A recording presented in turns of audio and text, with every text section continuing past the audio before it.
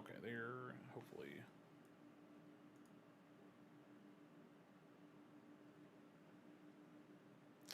All right, y'all seeing a stream at this point?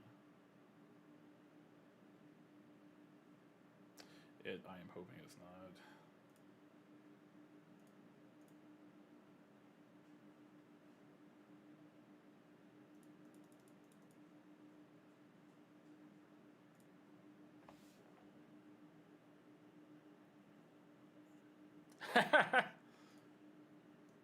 Some money right there, baby. Okay. Okay, so you just needed a refresh. It wasn't a new link.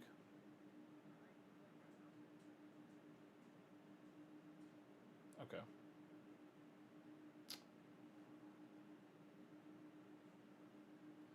Oh, yeah, maybe.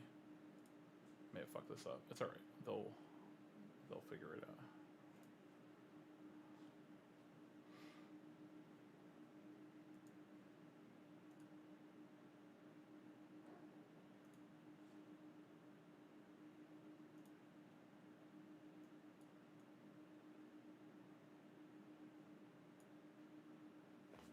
All right, 3, 2, 1. I'm gonna go ahead and turn it on.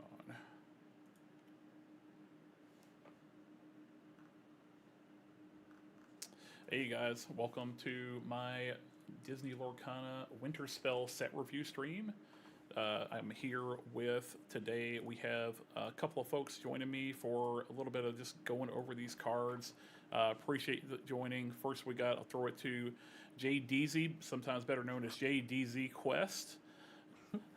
Dude, I love the fact that you call me that. You're like one of the only people that actually calls me, pronounces it correctly. So I do appreciate you with the JDZ. You know what I'm saying? Keeping it real. I appreciate you letting me come by here, Fungus. I'm excited to be here in the Fungus world with you.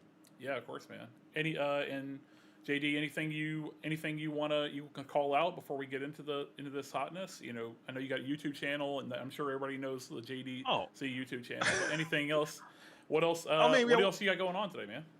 man, I just got done streaming and we were just talking about some of the same things that we're probably gonna be talking about here today because you're a DLC champion and Dan, he needs no introduction. He's a Golden Mickey winner. So I'm just make sure I have like my facts and opinion up to speed to kind of match your guys' tempo and energy. But you guys know me, I'm on YouTube, I'm on Twitch, I'm in the broadcast booth. I'm not as competitive as my co-host here, but I like to have a lot of fun with the game. So I'm interested to hear you guys' feedback and opinion. You guys see me on the Lorecast, you see me all over. I go to every tournament that I can, and I'm just trying to promote and keep this game going, man. So it starts with champions like you, and great players like Dan, and everyone who's watching this, and just loving it and enjoying this game, man. So anytime I get a chance to talk about it, I'm probably going to take it. So I appreciate you inviting me to be here. Hey, love it. Thanks so much for jumping in today. Of course. Yeah, definitely saw you at the last DLC, not in caster mode, but in cosplay mode, player mode. Were you playing in the main event? Right. Were you just doing side events? I did. I played in the main event. I played all 8 rounds. I did not make day 2. I went 5 and 3, playing blue green, similar to yourself, but I Hey. played a little bit of detectives, you know what I'm saying? So it wasn't as good. It was a little bit more on the more my speed, more my style. I had to get a chance to dress up and do my costume thing and had a good time. It was a lot of fun though, man. But every time I do that, my DLC experience is just so much more difficult doing it as a player than as a broadcaster. So hats off to you guys for being able to grind so hard and be so successful over so many different events. I personally am not built for that. Okay, I'm not built for it tough. I'm a little weakling, dude. Kind of a cowardice. Five, 5-3. Respect on that though. That's a solid record. It is. But I like to say I was 5'3", and then people just assume that I was almost close to day 2ing. But I got killed at 3 and 3, and then I just kept playing. Okay, I should have probably dropped out.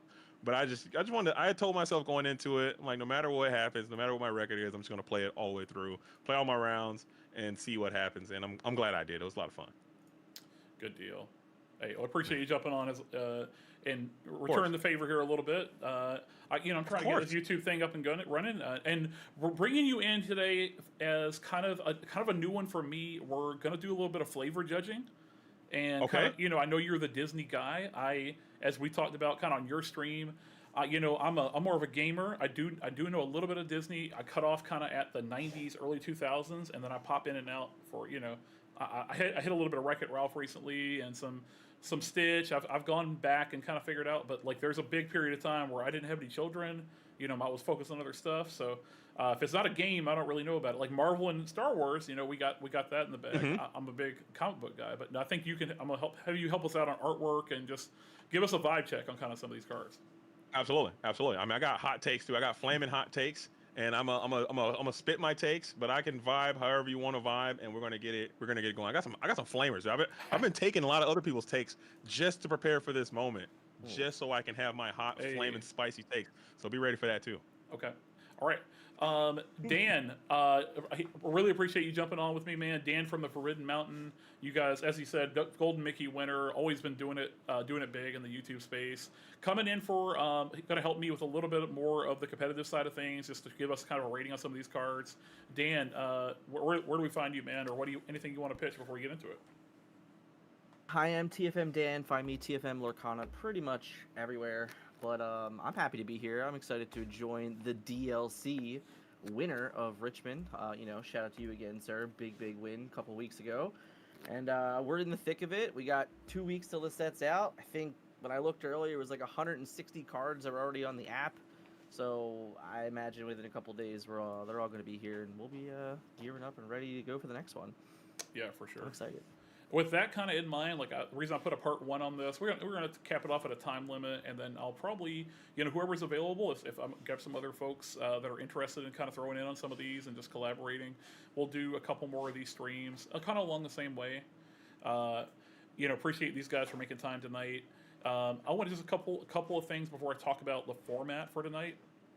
So, first things first, I'm gonna self-advertise here for just a minute. I do have a Metafy. It is metafy.gg. If you just search Fungus TCG, that is me. You will find me out there on the interwebs. I do have a guide for blue-green that's out there. Right now it is set 10 content, but I am going to update it for set 11. So as we kind of get more cards in and stuff like that, I'll continue to do weekly updates there. But if you do have like CCQs going on this weekend, I know a few folks were telling me, my buddy JD over there, or JP, sorry, over there in Europe, they have a big CCQ this weekend. I know there's a couple others that are still on set 10 for this very last final week.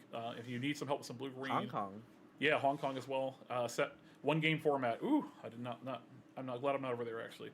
But if you do need some last-minute info on blue-green, I do have a guide out there. Also, coaching sessions. I'd have generalized coaching for people that are just trying to improve their skills. I do like VOD review with you and stuff like that. So check me out if you have specific needs and you just need coaching on Lorcana in general. Hit me up on Metafy. Just launched it recently and had a lot of success. All 10s on reviews. Everybody's loving it. Big 10. So Big 10. So. All right, other one I'm going to mention here before we get started is I'm selling some things. I got a dumb one and I got a less dumb one. I'm going to pitch this in the chat. So I got an eBay link. If you do want some game-worn T-pos, these are 4. Now, I do not know which 2 are the 2. I probably should have pulled those out, but they do have a bid right now of $100. If you are interested in some game-worn T-pos, I guarantee you these are the T-pos of DLC Richmond winning fame. Trophy not included, Mickey hand not included, but I will send you T-pos. I'll grab them if you want me to. They are heavy play. They are heavily played. They're very worn. So if you do want these T-pos, they're out there. And then I am not bougie enough to play with a really nice playmat, so I am also selling my top 16 playmat. Out and about, still sealed in box. We'll send it to you. If you need like real photos of that thing, I'll send you some, by the way, because the people like to see the real photos. Yeah. I didn't want to take it out, so it was like, don't break the seal. There are some real photos out there, and if you really want me to, I will take it out and carefully deal with it. But This price here, I'm taking offers, guys. This threw a big number out there, but I'm motivated to sell. So you're interested in this thing? Let's talk. All right. So last bit I'll mention here before we kind of get into it is this is not a sponsored stream, but it could be. Heavy Play, I'm talking to you. I know I'm out there. So just, for what it's worth. I use a lot of Heavy Play products. I'm still out here, still waiting. So anyway, so the format for today. So I've done a couple of these so far for previous sets, but here's the general guideline. We do a 1 to 5 rating system here, and we talk through constructed, playability as far as that's concerned, limited playability, and then for the first time, a vibe check, right? Like in terms of flavor, in terms of like movies, in terms of the art. We'll give it a 1 through 5 on that today too. But a 1 basically is something that's like a role player only. This is something that in constructed is going to really have a niche use, but not really going to otherwise be played very heavily. And in limited, these are things you probably aren't going to want to play. I got some good examples out here. I'll link to this document as well. This is not a private thing. And this is where I will update some ratings as I finish these streams and kind of go through every single card and have this kind of static rating system for these things. If you are jumping into a draft or a sealed or evaluating cards very early in the system, then maybe this will give you a heads up. A 2, just below average, right? These are things that are only going to be played in very specific strategies, niche cards, and in limited, these are cards that are at least inkable, maybe has a body on it, but probably wouldn't be played as my first, in my first round, my first picks. So a 3 is an average card, have, often going to be like a redundancy for strategy, have a pretty universal application, but don't stand on their own. I got little Pegasus out here as a good example of that. We're not necessarily starting our deck with 4 Pegasus per se, but it is a solid card in its own right. And in limited, these are cards that are probably going to make up the majority of your deck. So in your sealed and your draft pools, these are going to be your bread and butter, things with a reasonable body, reasonable challenge ratings, reasonable lore count, or solid picks. And then as we get into 4s and 5s, 4s are going to be above average to strong and constructed. That's going to be something like your power level. Means it's going to be kind of something like what we call a format staple. I give an example as Madame Medusa. We played these basically in all of our red decks while this was legal. And not necessarily a build around, but it is something that is going to see a large amount of play. And in limited, for our draft and sealed folks, these are going to be ones that you will, your strong rares and commons and uncommons that are going to often make your cut. So almost always will make your cut. In your draft, these are going to be very early picks. And an example of a 5 would be something like Rhino, the Power Hamster, strong multi-format all-stars, played in something in Affinity and Core, for example. A variety of strategies, and kind of anybody that can play those colors is probably having a good strong look at it. Also, think of something like your Diablos. Think of something like your, Popsicles, right? These are these cards that are just so strong that they are format defining. So, and in limited, of course, these are going to be bombs. Take these cards and build around them when you get a chance to. All right, so that's kind of the idea of what we're going for tonight in terms of the rating system. So with that, we are going to start with just going through the cards from Amber, and we'll kind of just start top down. So I'm going to go through Amber Hill. Let me get this maximized so I have a better view on it.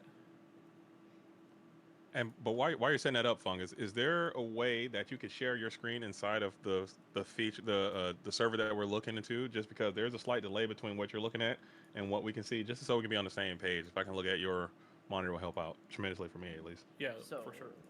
Definitely help too, because it's pretty. Oh, this is perfect though. This is better. Oh, I love this. Yeah, as long as you can handle it, it's good. I'm down with it.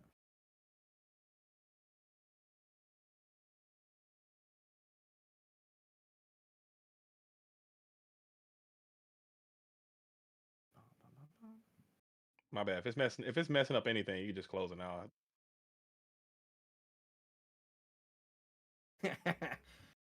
I see. Oh, okay. Well, I'll deal with it. I'm sorry. I don't want to mess up the whole program, dude. So it's not too bad. So we can also do this. You can actually just like link if you want, because like it does take the whole filter, which is nice. I put it in chat. Yep.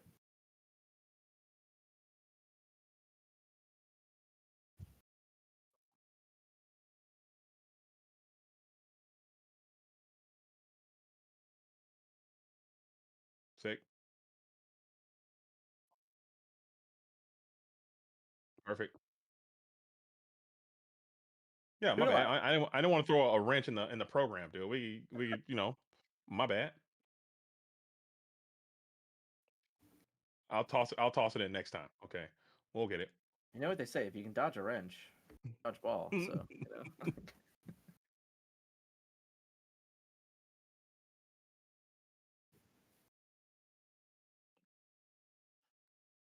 I just messed up the whole broadcast, dude. Man, just one little thing, dude. Just derailed the whole operation, bro. My bad. I'm so sorry. Uh, A for effort. A for effort. Oh no. How did his audio go away? We hear him just fine. Yeah, All right, here we go. That's totally fine. Yeah, His voice sounds so good to us. I don't know. for whatever. Yep. So you probably lost a lot of context there, but you didn't miss anything. We were just figuring it out. It looks like my voice is now working on OBS, so we shouldn't have too many issues. Okay. I think when I tried to stream my stream again, Discord blew it up. So it's all confirmation, friends. We Yep. need it. I know we're on a delay, but we got it. Let's get it in the chat for us. good. Yep. See if you can hear. While me. you're at it, hit that little white thumb for that like button. All right, give our buddy some love here. Hit subscribe. I got you, Fungus. All right, good deal. Yeah, this guy's a pro. I'm just out here doing my best. Dan's been doing it for a long time. Reason why we bring him in, both these guys experts in the audio media field.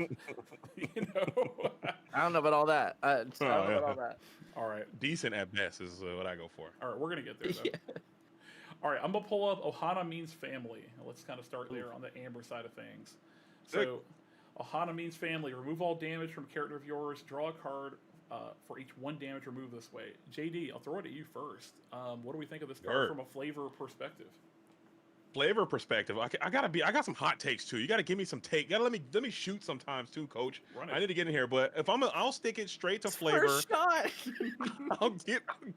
I'll get into Flavor Town for now, okay? But I'm a Guy Fieri some of these takes a little bit later on. But looking at the card, obviously I think the card is adorable. I mean, Lilo and Stitch. Hopefully you guys have seen this film. It is an incredible movie. You should definitely go check it out.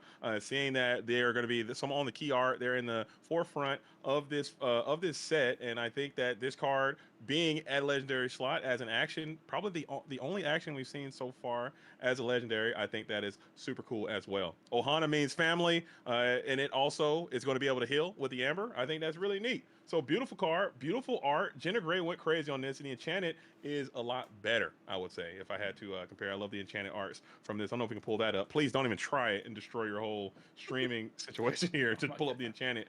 But I think it's a great card flavor-wise. The flavor text, family means nobody gets left behind, says Lilo here.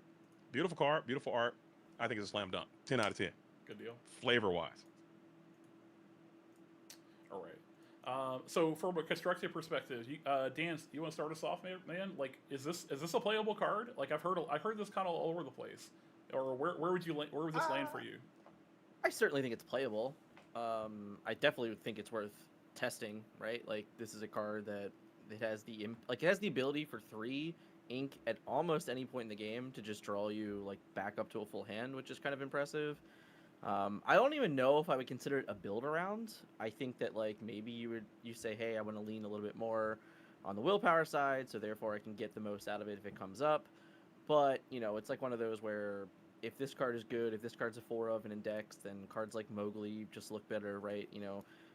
Cards like Timon that were printed in this set, like there's already answers like built in for them. So it's going to be a tough one. To me, I think this is probably a 3, maybe a 3.5 to a 4. I really think that it has all of the potential to be good, but there's also kind of already like these inbuilt answers to it within the metagame. So what do you guys think? Oh, sorry. Go ahead, JD. No, I was going to say, what do you guys think about people comparing this card to Rapunzel? Do you think that's a fair comparison? I think that's a little haphazard. Thoughts? So for me, I think this is way shy of Rapunzel. Hmm. Rapunzel, the floor on Rapunzel is a 1/4 body that quests for 2, right? And if you played 1/5. enough with Rapunzel, what is it 1/5? I'm not Yeah. I'm not out here playing creatures like Nah, that. you're good. Yeah, You're good, man. You're good, man. but I just kill it. You know, that's all. That's my entire role in the community is to Yeah, make sure it's yeah. dead. But a lot of Sisus. The floor on the Rapunzel is, you know, you get a big body that quests for 2, right? Like, and if you played Rapunzel enough, and I obviously have not, you definitely know that there are enough situations where you can't trap anybody. You know, I just have this thing in my hand. I need to continue committing to the board, and you know, this card to me is the floor on it is obviously 0, right? It can do absolutely nothing, whereas Rapunzel at least is always going to put a body on the board to quest. So Yeah, I think there's a good chance that this card is good early on in the metagame, and then as the metagame develops and people come a little more accustomed to it, then like it probably falls off. That's kind of where I would be. Like, I think that you're gonna like people forget. All right, I played Infinity for the first time in months, you know, the other day, and I like forgot Rapunzel was even like a real thing. So I think early on this card is probably a little bit more up, and then as we get more into it, it might just slowly fall off. Yeah. I'm telling you right now, though, you got one time to heal a Monstro, the Monstrous Well for 7 with this thing. Draw 7 Yeah, and yeah. continue to wreck shop on your board before you're like, okay, let's include this thing in my purple and yellow deck. Perhaps. I don't know. I don't know what that means. Amethyst and Amber, right? Is that right? That's what I say. Amethyst and what I say. Nothing. You said that. the Oh, right on. so this one for me, like the way I want to, like the way I classify this, and I'm pretty low on this card, so I'll say that. To me, this for the ceiling on this card obviously can be the moon. You know, if you get a Monstro or whatever, like, but the setup for that is insane. And this card does literal nothing if you do not have damage on your characters, if you're not set up, you know, if that's not the turn. And for 3, not being a song, you know, always going to be the full cost on this. It is, I compare it to Woodchuck's Guidebook, right? Woodchuck's Guidebook is always going to draw me 2 cards. This thing will sometimes draw me 0 cards and sometimes draw me 5 cards. I think, you know, as far as a deck that is always putting damage on their things, you know, this makes a lot more sense. But you're not necessarily always going to get, you can't count on this always drawing you 2 cards. I'm fairly low on this card. Like, I'm fairly, you know, I'm like the pessimist, like as far as like new cards are concerned. I'm just like always slamming all these things and saying, yeah, this is unplayable.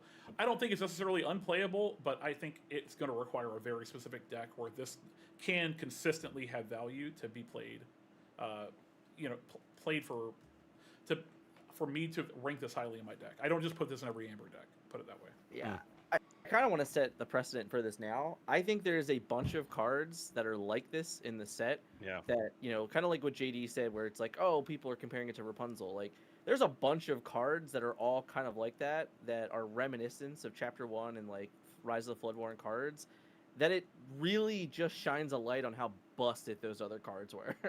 Yeah. Just remember that what's that show Invincible, where they're like, hey, see what they have to do to just get a fraction of our power, you know, like you're doing all this crazy stuff just to do a half of what those other cards are doing. And I'll double down on that too, Dan, and even to bring in what Fungus was saying. As we go on through these cards, I think what you just said is going to be indicative to a lot of cards in this set. And as you say, you're a pessimist. I'm an optimist. I try to see the most positive thing that it can be, and I still find myself in your shoes. Like, hey, this is not going to work by itself. It's not going to be good more often than not, and that is going to be this entire set. And I think that might be a bit of the design philosophy for what the design team is trying to do going forward in future sets. I don't think we're going to get more. I think we're going to get more of this and less of what we got in Whispers in the Well, if I had to call it. Yeah, of course. Absolutely. I know I introduced a number value here. You know, maybe we keep that going, maybe we don't. I think if I would give this out of 5, I would put this at like a 2 for me, honestly. I'm pretty low on this card in terms of constructed. In limited, maybe I'd bump it up a notch. I think more consistently there you can get 3 or more cards out of this if you build your deck in such a way that you have bodies. Like, if you do that in limited, you just win. Yeah. Like, you just win the game. So I think I'm a 3 or 4 on it in limited. You know, and there you're not restricted to Amber as well. So like there is a big one there too. So I'm probably a 2 in constructed, 3 in limited. Dan, what do you think? I'm a little more higher. The problem is I don't think this card's like ever a 4 of in any deck, but I really can see this card being a 1 or 2 of in Amber decks. and just making an impact. At the very least, you say like the floor is nothing, but it's inkable. You know, when it's bad, we send it to the inkwell, we move on, and when it's good, it potentially just wins you the game. So I think it's gonna take a little bit more time for me to just be like, no, this card's unplayable. I gotta play the games to really say like this card's unplayable. It does a lot of really powerful things. Yeah, that's fair. JD, is a 5 for you on art and flavor? I can't. I'm very, very reluctant to give my 5s on art and flavor. All right. Because I think those are reserved to the most beautiful and spectacular. So it's very difficult to give that, especially so early on. I'm gonna have to compare a lot of different cards together. So I probably right now I'll put it as a solid 4. Art, flavor. I mean, it's got some iconic characters and they're doing some really cool stuff. It looks great. Border breaks clean, and it is quite good. I would say. Is the Enchanted a 5? I think the Enchanted is a 5. I will put the Enchanted. Okay. The Enchanted is very strong. I enjoy the Enchanted a lot. I like the art design that they took, the choices they took for the Enchanted for this set, the pop cut, paper cut design they went with. Very much my aesthetic. I think it looks really nice. I have heard mixed things about that aesthetic for what it's worth, which is a little bit surprising to me. Like some local people are like, yeah, it doesn't really look Disney to me, and really, I think I kind of I understand that point of view. Like it is a little bit different, but I appreciate this one better than some of the other treatments they've done. Like I know they've done a lot of. I'm trying to think of what set they did the kind of washed out treatment on some of the enchantments and stuff, and I was not a fan of that. Set 3 and set 4 come to mind for me. Mm-hmm. They were like just really, really weird enchantments. And then Shimmering Skies looked incredible because it was like, oh, we had 2 sets of like really made enchantments. Yeah. Really dark, and then I like the color. The more colorful ones are going to be dope to me. Yeah. I like my decks to match, so I tend to not play enchantments just for that reason. Like I need them to look the same style and everything, or my my neurodivergence kicks in and like it's just like this ain't it. But the only card I make a exception for is those enchanted Maleficents that I got from Set Champs. I do play those, so I'm trying to. I need red to be good this go around so I can play them. That's fair. All right, I am swapping us over to Pocahontas Peacekeeper. This is shift 3. You do have to shift for the ability. This is when you play this character. If you use shift to play her, and none of your characters challenged, characters can't challenge until the start of your next turn. So 5 cost, inkable, 3/6, quest for 2. Dan, I'll throw it to you first. Let's talk playability. Is this thing good? I am not a believer. I think right now we only have one other Pocahontas that's been revealed. It's a 2 cost uninkable. Is there another one that I'm missing? Yeah, is you there got the other one. The 2/5 Amber one, yeah. So I think that's a 3 cost though. It kind of sucks. Okay, so 2/5 that is a 3 cost, so it's like already late being shifted. Yeah, like anytime I read the wording of when you play this character, if you use shift, I'm like almost instantly out on the card because it's just like the requirements are just so brutal. It just means that like when you don't do this, this card is just a vanilla, and you're like, wow, like a 5 cost 3/6 with 2 lore that like does nothing is not enticing literally at all to me. And even when you shift this, I'm just like, yeah, I guess it's like cool, but it's not going to stop you from getting board wiped by, malicious, mean, and scary and stuff like that. Like, it's not going to change any of the ways that most decks are interacting. This card is specifically designed to be good against Amethyst Steel, and it's like, that's it. So I don't know. I'm really, really down on this card. Not a fan. Yeah, too many conditionals for me in terms of like strategy here. Like this is the worst Kita. And yeah, it's terrible. This is the worst Kita ever. Like, it's so bad. Man, you guys gotta have a heart, man. You guys gotta have a heart. It can work, dude. Come on, man. It's high roll.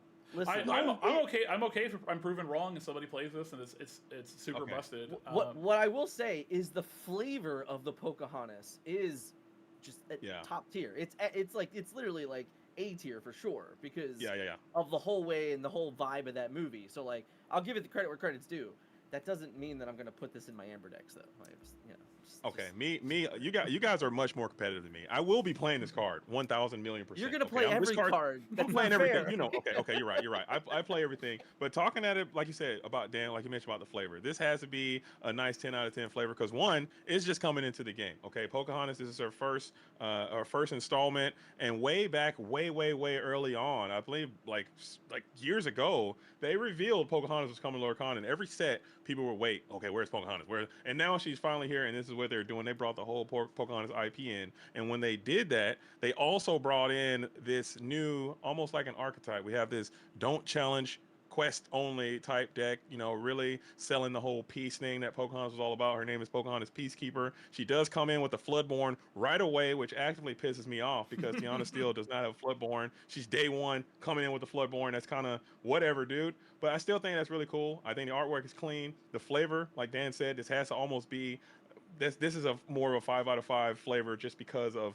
so much storytelling is going on there. The fact that she's in the game, the fact that it kind of tells this, it kind of seals the deal. Hey, no one, I could just imagine this sliding in and protecting that John Smith or whatever his name is.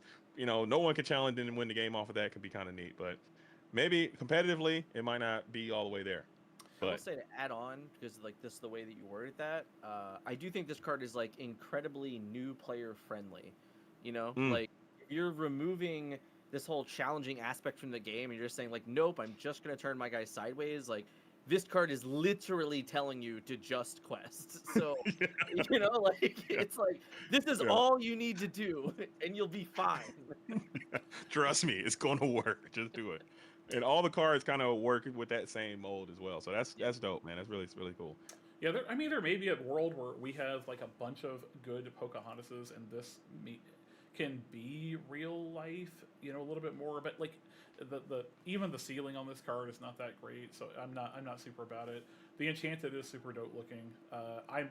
It's a 90s 2000s movie, so it's the one I actually know. Obviously, Stitch was one Lilo and Stitch is not one I knew very well coming into this game. I watched Lilo and Stitch after I started playing Lorcana.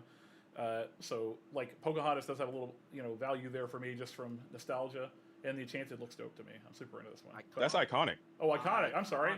Yeah. Too rich for my blood, one way or another. It will never see me with one of these. If I have one, it will be on eBay. 100%. But no. Pocahontas is. She looks cold. I mean, say that like. If we're out here in the winter The time. name of this set is Winterspell Fungus, in case you missed it. I know. I just feel like she could do a little more. And I've seen that card in person, man. It looks. I mean, I know this is probably not the crowd, but the card looks phenomenal. The way they did it with treatment and I don't know how they managed to make it look so nice. And it just seems like it has value. Because sometimes you show these cards, people are like, oh, you're paying this much for this card, doesn't make any sense. But it seems like when you hold it, it seems important and it feels valuable. So that's really cool how they did that. So I'm gonna swap us over to super rares for Amber. And we only got one on this tracker right now, so we're gonna go off of this for the current. Yeah, it's not many. This looks like the one we got earlier today, and this one I think is a hot one. I'll have you start us off on this one. This is not our first Bambi, right? This is like second or third Bambi. This is not our first. We've had quite a few Bambis come in, but this is our first Whisper Bambi, and this is a Bambi that I think they got rid of the borders on the Whispers in this set, and they really came up with kind of a mid reason to why they did that. I think they just want to make Whispers in a well unique, and this is just we're going to keep Whispers in, which I'm glad that they did that because they could have easily just taken away this cool mechanic and just didn't go back to the well. I will. I think I want to interrupt there for just a second. My wife does not comment much on Lorcana. Like she's just like, oh, it's pretty. I like that card. I don't like this card. Okay, it's uninkable. I hate it.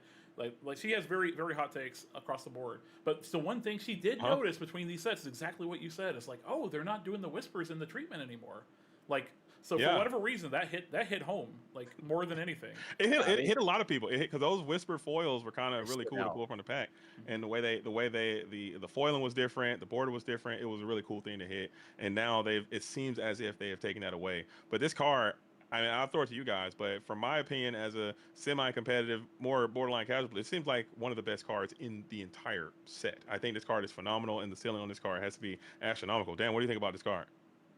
I hate Boost 2. Really? The Boost 2 was cut the cutoff? I'll be honest, like it's listen, this card reads perfectly, right? Like it does a lot of things that you wanted to do. I love the idea that this card sings and still gets the effect. I love that when you challenge, you get the effect. I think that is so cool. But Boost 2 is weird. It's tough, like if we compare it to a Cheshire Cat, right? Like, Boost 2 on a Cheshire Cat, which is like a 3/4 and a 3 call, so obviously the stats are all kind of similar, but you're moving damage around, you're banishing characters. This Yeah. is like boosting 2, and then you're like, okay, like when I exert this thing, I'm gonna hopefully, like find something. But like if we miss, it's gonna feel kind of bad because we paid 2 and like didn't even draw a card. So I'm like really reluctant. The boost 2 is just like a giant turn off to me. I think a lot of the boost characters I like are boost 1, and I think that 2 is it's costly. So it's really gonna depend on if these decks can get away with like just paying 2 ink to kind of do something. This is terribly slow, right? This is six before It's we get to so do slow. anything. It's the body's not terribly. It's not very valuable for the cost. I have seen people super hyped on this, so I don't want to yuck everybody's yum, but like I don't think this is playable at all. Man, you guys are yucking my yum right now, Mr. Fungus. My yum is consider my yum yucked, okay? Because I think this card is great. Told you. And I'm telling you right now because and I think Dan kind of alluded to it too, and I mentioned this in my stream before I came here.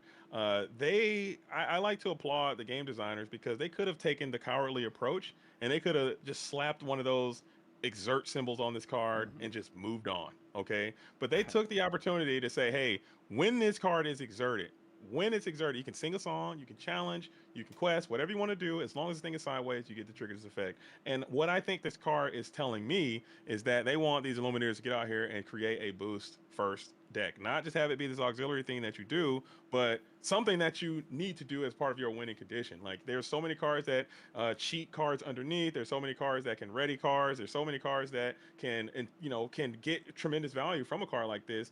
And it's just going to require you to build around. This is a card that you have to ensure your entire strategy is dedicated to cheating that boost, readying this card, getting tremendous effects from it, and I think it can have a snowballing value train from this thing.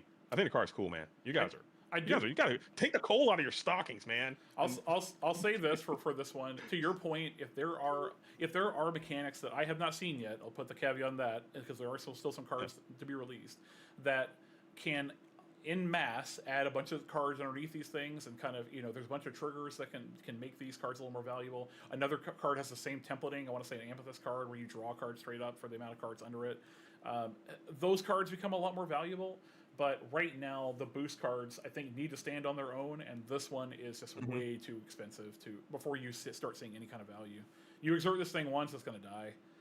And you may not, and it does have like a deck building cost, right? It's going to require you to reveal only character cards that are under this thing. So you already have to play this in this like Mufasa kind of shell, where you're playing like majority characters, if not all characters, to get the value. And you have to exert, and you have to pay 6. Is this like has the same kind of syndrome as the Pocahontas, where we're paying too much before we actually net any value, or have to set up too many things, right? It's just you're asking too much, and there's too many powerful things in the game for this to be good. I'll say something good about it. I'll play this card in Limited all day long. All right. Me too. I think. Right? Like, yeah. Like in Limited, in a much slower format, boosting is easier to do, and getting card advantage in any way in Limited is kind of like valued. So I think it's very healthy there. I really think it's gonna be slow. I think it's very difficult. I think this is a great set for the boost mechanic and all of those synergy decks, and I think there's gonna be a ton of exploration around it. But my really early hint is that boost 2 is just not it. Not for this type of mechanic, not for this card. It just there's too often that this card will do nothing, and that is a problem. In sealed and draft, I probably would take this first pick in my draft, and I probably would put this in every single one of my sealed decks. If this gets to do its thing multiple times, you probably win that game. To our point, kind of on the other card draw mechanisms. If you can draw more cards than your opponent in sealed, if you're making good trades and otherwise your deck is built decently, you're going to win those games. So, take card advantage where you can in Limited. All right, I'm going to flip us over to the rares for Amber. And starting us off with Widow Tweed. Now, obviously, this one actually let's talk about. Well, so hop back around to her, because I think you need some context on her. We do have a big card that goes with her. So Cobra Bubbles, dedicated official. Whatever this character quests, chosen opposing character can't challenge and must quest this turn if able. 5 cost, uninkable, quest for 2, 3, 6. I think not much to see here. Has that same templating as Gaston. Dan, any other take on this? Any way this ever sees play? No. I can't even No, sell. I I can't even don't. sell Cobra Bubbles. I can't even sell this guy, man. I'm trying to Yeah. sell. I'm trying to sell Cobra Bubbles. I can't even. I'm having a hard time. Not even inkable. You Like, You Yeah. can just in time him in Infinity. Nah, I can't but even. you Nah, that's could- not even gonna you do could it. just- you should not you do could Just that. put better cards. in Do your not do deck. that.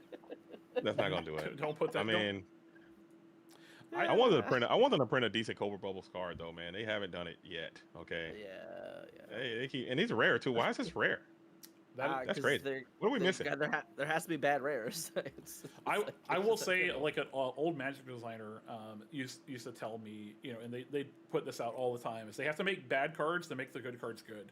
So you have to they have to make like the low end to have a point of reference, and this feels like one of those cards. But they really like uninkable. Why is this uninkable? I have no clue. Any kind of flavor Yeah. points, JD? Like I said, I'm always going to be stoked to see a Cobra Bubbles in here. That's pretty much all I could say. I mean, he's out there in the storm. He got no gloves on, and he's bald, no hat, which is kind of crazy work. And Cobra Bubbles. we know about that. You got yeah, to have we do something know. on your head. That's where all your They heat don't is. I play think so. around, guys. All right? You're losing a lot of heat. You got no eyebrows. You're just out here vibing, man. The card art looks pretty clean, but playability, I'm with you guys. I can't even save this card. I can't. My optimism won't even do anything for me on this one. All right, we won't I'm so sorry, we won't guys. give him any more time. Don't put this in your limited deck either. Honestly, the body's bad. It's uninkable. Don't play this ever. Yeah.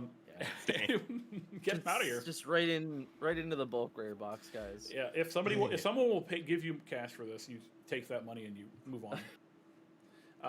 John Smith's Compass. So this is a 3-cost item. At the end of your turn, if a character of yours challenges turn, banish it. And then at the start of your turn, if none of your characters challenge this turn, reveal the top card of your deck. If it's a character cost 3 or less, name Pocahontas. Wow, this is narrow. You may put it into your hand. Otherwise, put it on the bottom of your deck. What are we doing here? Yeah, that's kind of crazy.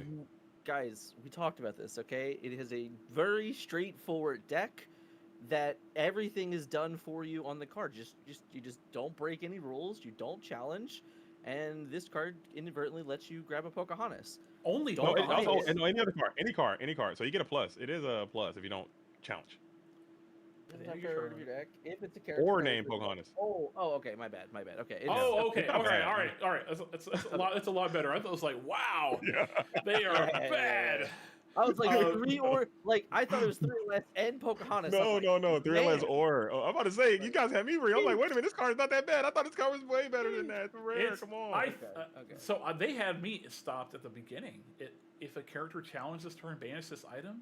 This payoff had to be good for that to be worth Yeah. it. This is All right, so I think this card's a little closer then. I was. it's right- better. It's I was better right than about the Cobra. Pocahontas It's one. better than Cobra. Yes. Oh yeah, yeah, for sure. Yeah, I mean this is probably it's interesting. It's inkable. It does create some weird card flow for you. There's plenty of decks that aren't challenging every turn, specifically Amber decks. So Yeah. I don't know. This seems fine. I don't know.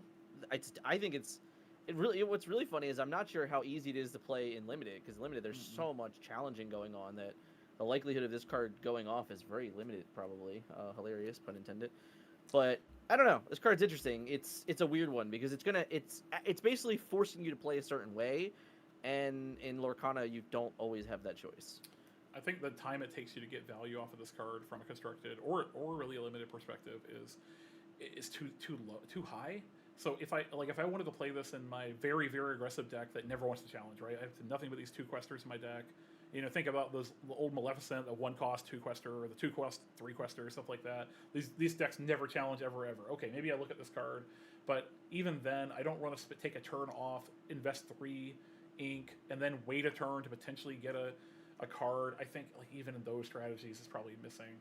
So Yeah, it's just much slower than an Amethyst Chromacon would be, right? Yep. In this same type. If we think about the Emerald Amethyst decks of now, it's just much slower. So I don't know. This is gonna be tough sell for this one. Yep. But it's I think it's interesting enough that it's worth testing, if it makes sense. For sure. Especially if you're all in on the Pocahontas deck, I think it can Oh, well, easy yeah, man.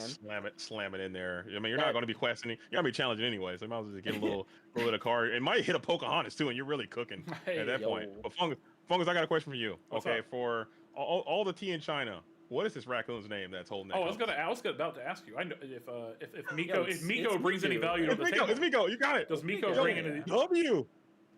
I know Pocahontas. No, I didn't think that. I will say that I did not think they would bring Pocahontas into Disney. At the same, like I was having a conversation with at a set chance about this the other day. Quasimodo, I don't know if he's making it in here. He's not making it. We don't think Quasimodo's getting cards. No shot. That'd be super dope. No shot. If somebody is listening, let's get him in here. I need no shot. I want Tiny Tim's crutch, Quasimodo. I want I want the deck, but. I mean, they're not. I mean, cancer for this for sure. But JD, what about flavor points? Is getting Miko's hands in here? Is this worth anything? I think it's I would rank it. I just put all the Pocahontas cards together. I think they synergistically fit, and I think they're telling a wonderful story. Having this card be what it does and what it looks like. I think they could have made it look a little bit different. Maybe just put the compass out there by itself. Leave Miko out of here. He did steal the compass in the movie, so I guess that is kind of flavorful. But I'm more of the deck altogether. I think the compass strategy may work in the Pocahontas deck flavor wise. So for that, I'll rank it a 3 on the flavor on the Guy Fieri flavor. Take him to Flavor Town. I give it a solid 3. All right. Let's swap over to Timon. This is a 3-cost uninkable bare necessities on a card. 2/3. I think this one is good.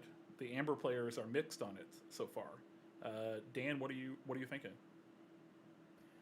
I think it is a good card, but not in every Amber deck. Is that fair? I think so. Are we playing this in dogs? I really don't think so. I don't want to play 3-cost uninkables already in my dogs deck, so putting this in also just seems so difficult. I don't know. I'm still of a believer that on average Mowgli will do what this is supposed to do anyway. And when it doesn't, that's just kind of life. At least you paid 2 and not 3 for it. Unless the deck moves in another direction to where you actually want more singers, and things like that. Maybe he gets a little bit more love because 3 is just much better than 2 for that in most cases. But I think this card is transitioning more into the mid-range or even combo control versions of Amber Emerald, not the aggressive dog version. That's kind of where I am right now. Do you guys think there's a full-on discard strategy that may present itself coming into this next set? Green and Amber seem like they have a lot of tools to have a pure, maybe not a pure, but a full-on discard-related strategy. We have been missing that. I think it's kind of vital to our game, maybe at this point. So for discard strategies to be good, why do you put all these discard cards in your deck, right? The reason we did before is we had Prince John. We have all these payoffs. Yeah. Prince John's a huge There's no payoff. Discard always inherently and these narrow discard effects have really inherent problem where you have to have the card type in your hand for this to have value. Otherwise, we just invested 3 ink for 2/3. If you do have I think I think this is where this kind of deck can play in. To your point, I don't think dogs is the deck for this. But if Amber Steel card decks, a more mid-rangey version, they want kind of effects like this to clear the way. Same way Bare Necessities was hey, after we Whole New World, we play this card.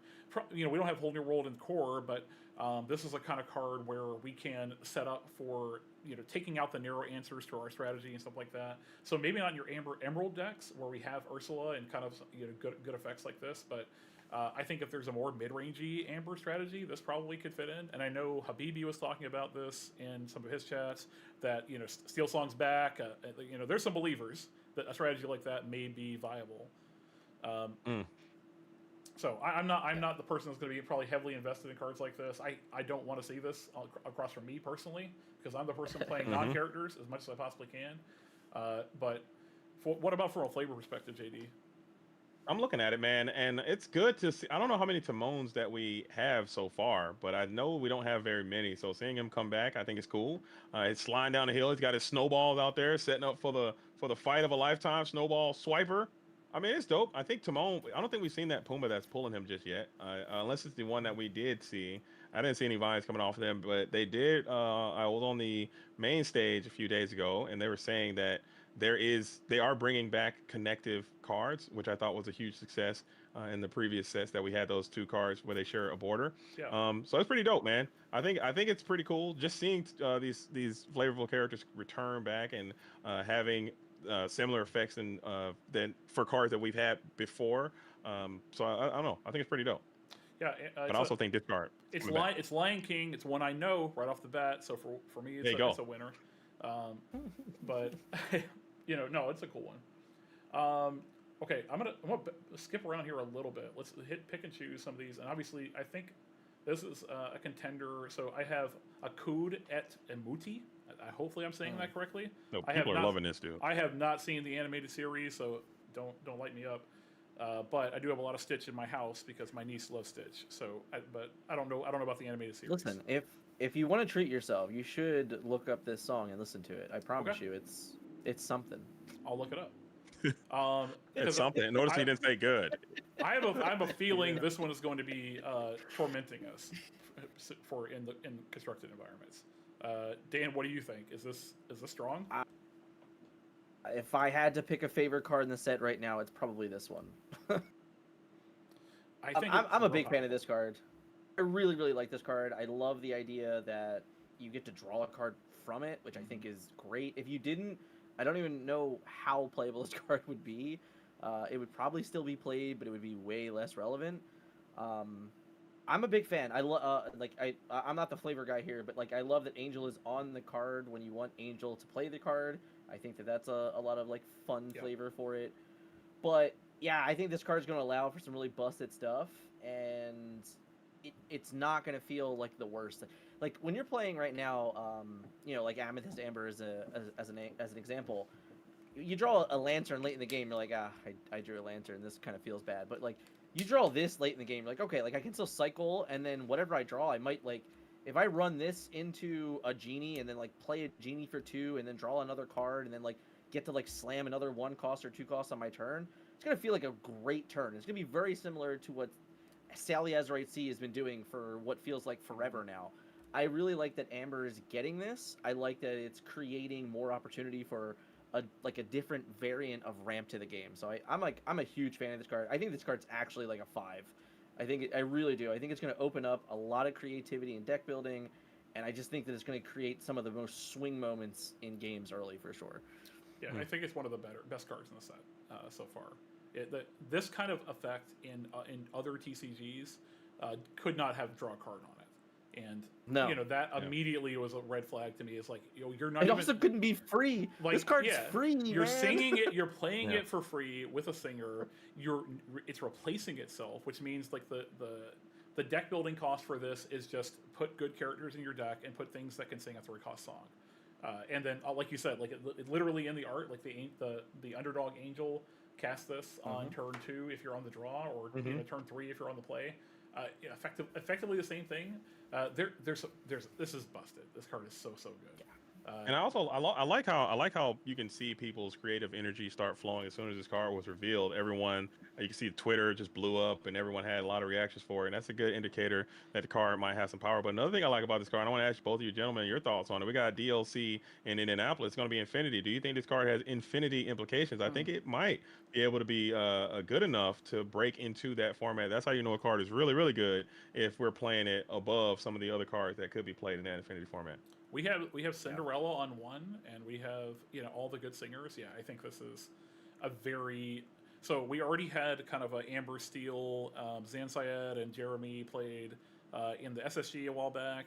With the Queens and with the I want to say Aurora. Into a quick aerial. This is kind of in that same mode where you have a lot of redundant singers that can cast this early. You could dump your hand, whole new world.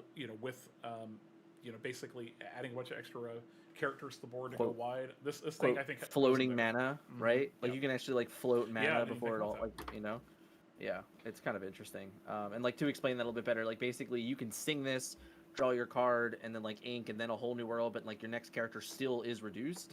So you just get to kind of have this extra thing going on in the turn, which Amber Steel already does so much of it. I will say last week on stream we were streaming, me and Melissa were playing games. I was playing Circle of Life in Infinity, and this is a card that's an auto include in that deck. Just another one that I think Circle of Life is going to be even better in Infinity, and this is just another card that says like, all right, whatever, I didn't get to do my thing this turn, but I can get to 5 ink and still slam a 7-drop, or on turn 4 if I want to with Pluto or something like that. So yeah, I think this card is to the moon, like actually to the moon. Really, really strong. Yeah, early Clarabelle's, early Prince Phillips. I remember the 0 to hero days, and that felt bad too. And it's just gonna be another more of that. It's really like, obviously 0 to hero has a higher ceiling, but like the fact that this card replaces itself is pretty stupid. I'm gonna pull up one more Amber card here that I think is we can talk about for just a second. This is the Reuben, sandwich expert. Okay. And I've heard a couple of different takes on this. I know the Podcana guys have discussed this one a little bit, and they were kind of in different places. So for Reuben sandwich expert, again, I think Stitch animated series. Am I right, JD? Yes, that's right. Okay. Yeah, so, another one of those experiments. I'll let you comment on the flavor on this one, but I got some takes there too. Remove 2 damage from a character of yours. For each 1 damage removed, pay 1 less for the next character you play this turn. What do you think, Dan? Does this like have a place in Core or Infinity? Like I'm kind of mixed on it. Has a place is a good question. I think that if you told me a damage matters deck exists in like a Ruby Amber strategy, I would believe that this card has a place, probably. Other than that, I'm not completely sold on Reuben. I think it's going to be a little difficult to consistently get this character off. And it's really difficult because I think like if your opponent like knows what you're doing, then it's going to make it even more difficult to get this character off. So I don't know. I'm like a super medium on this one. I can see what people are seeing, but at the same time, I'm like, I don't know. It seems like a lot of synergy, but not enough payoff. That's kind of where I'm at right now. There's a lot of characters and like abilities like this in general where I have to wait a turn cycle to get the value out of it, and a lot can go wrong in that turn cycle. That's kind of where I'm at with a lot of these cards. So if you can consistently get value off of having damage on your characters, and you're playing a lot of these like Ruby cards that come in with damage, and you can get a bunch of different payoffs, like the one we just saw the Rapunzel, Mimic, and then Reuben, and we have a bunch of different big payoffs for having damage on our characters. Maybe like just I don't think this is played in every single Amber deck, but a deck that has enough damage payoffs, maybe those things combined are synergistic enough to be powerful enough to make this worth it. So I do like that they're making more of these things for people that want to build those decks, so that there are payoffs for building synergy and not just slamming the best Amber cards in your deck every single time. So design space, I like it, but I don't necessarily know that deck is competitive right now, or if this makes it competitive. I mean, come on, man. The guy's out here just doing his best, man. He's making sandwiches. His name is Reuben, and they're not Reuben sandwiches he's making. These look like some That's right. some like, what is that, tomato sandwich? What is that, a roast beef sandwich or something like that? It's not a Reuben that he's making, by the way. And also, in all those games you play, whenever you eat something, you heal. I think that's a little bit of a flavor win for Reuben out here getting active. I see a lot of players cooking with Ruby and Reuben. Thoughts? Oh, that could work. Mulan, Reuben, we're cooking. That's a deck name. The Ruby Reubens? Yeah.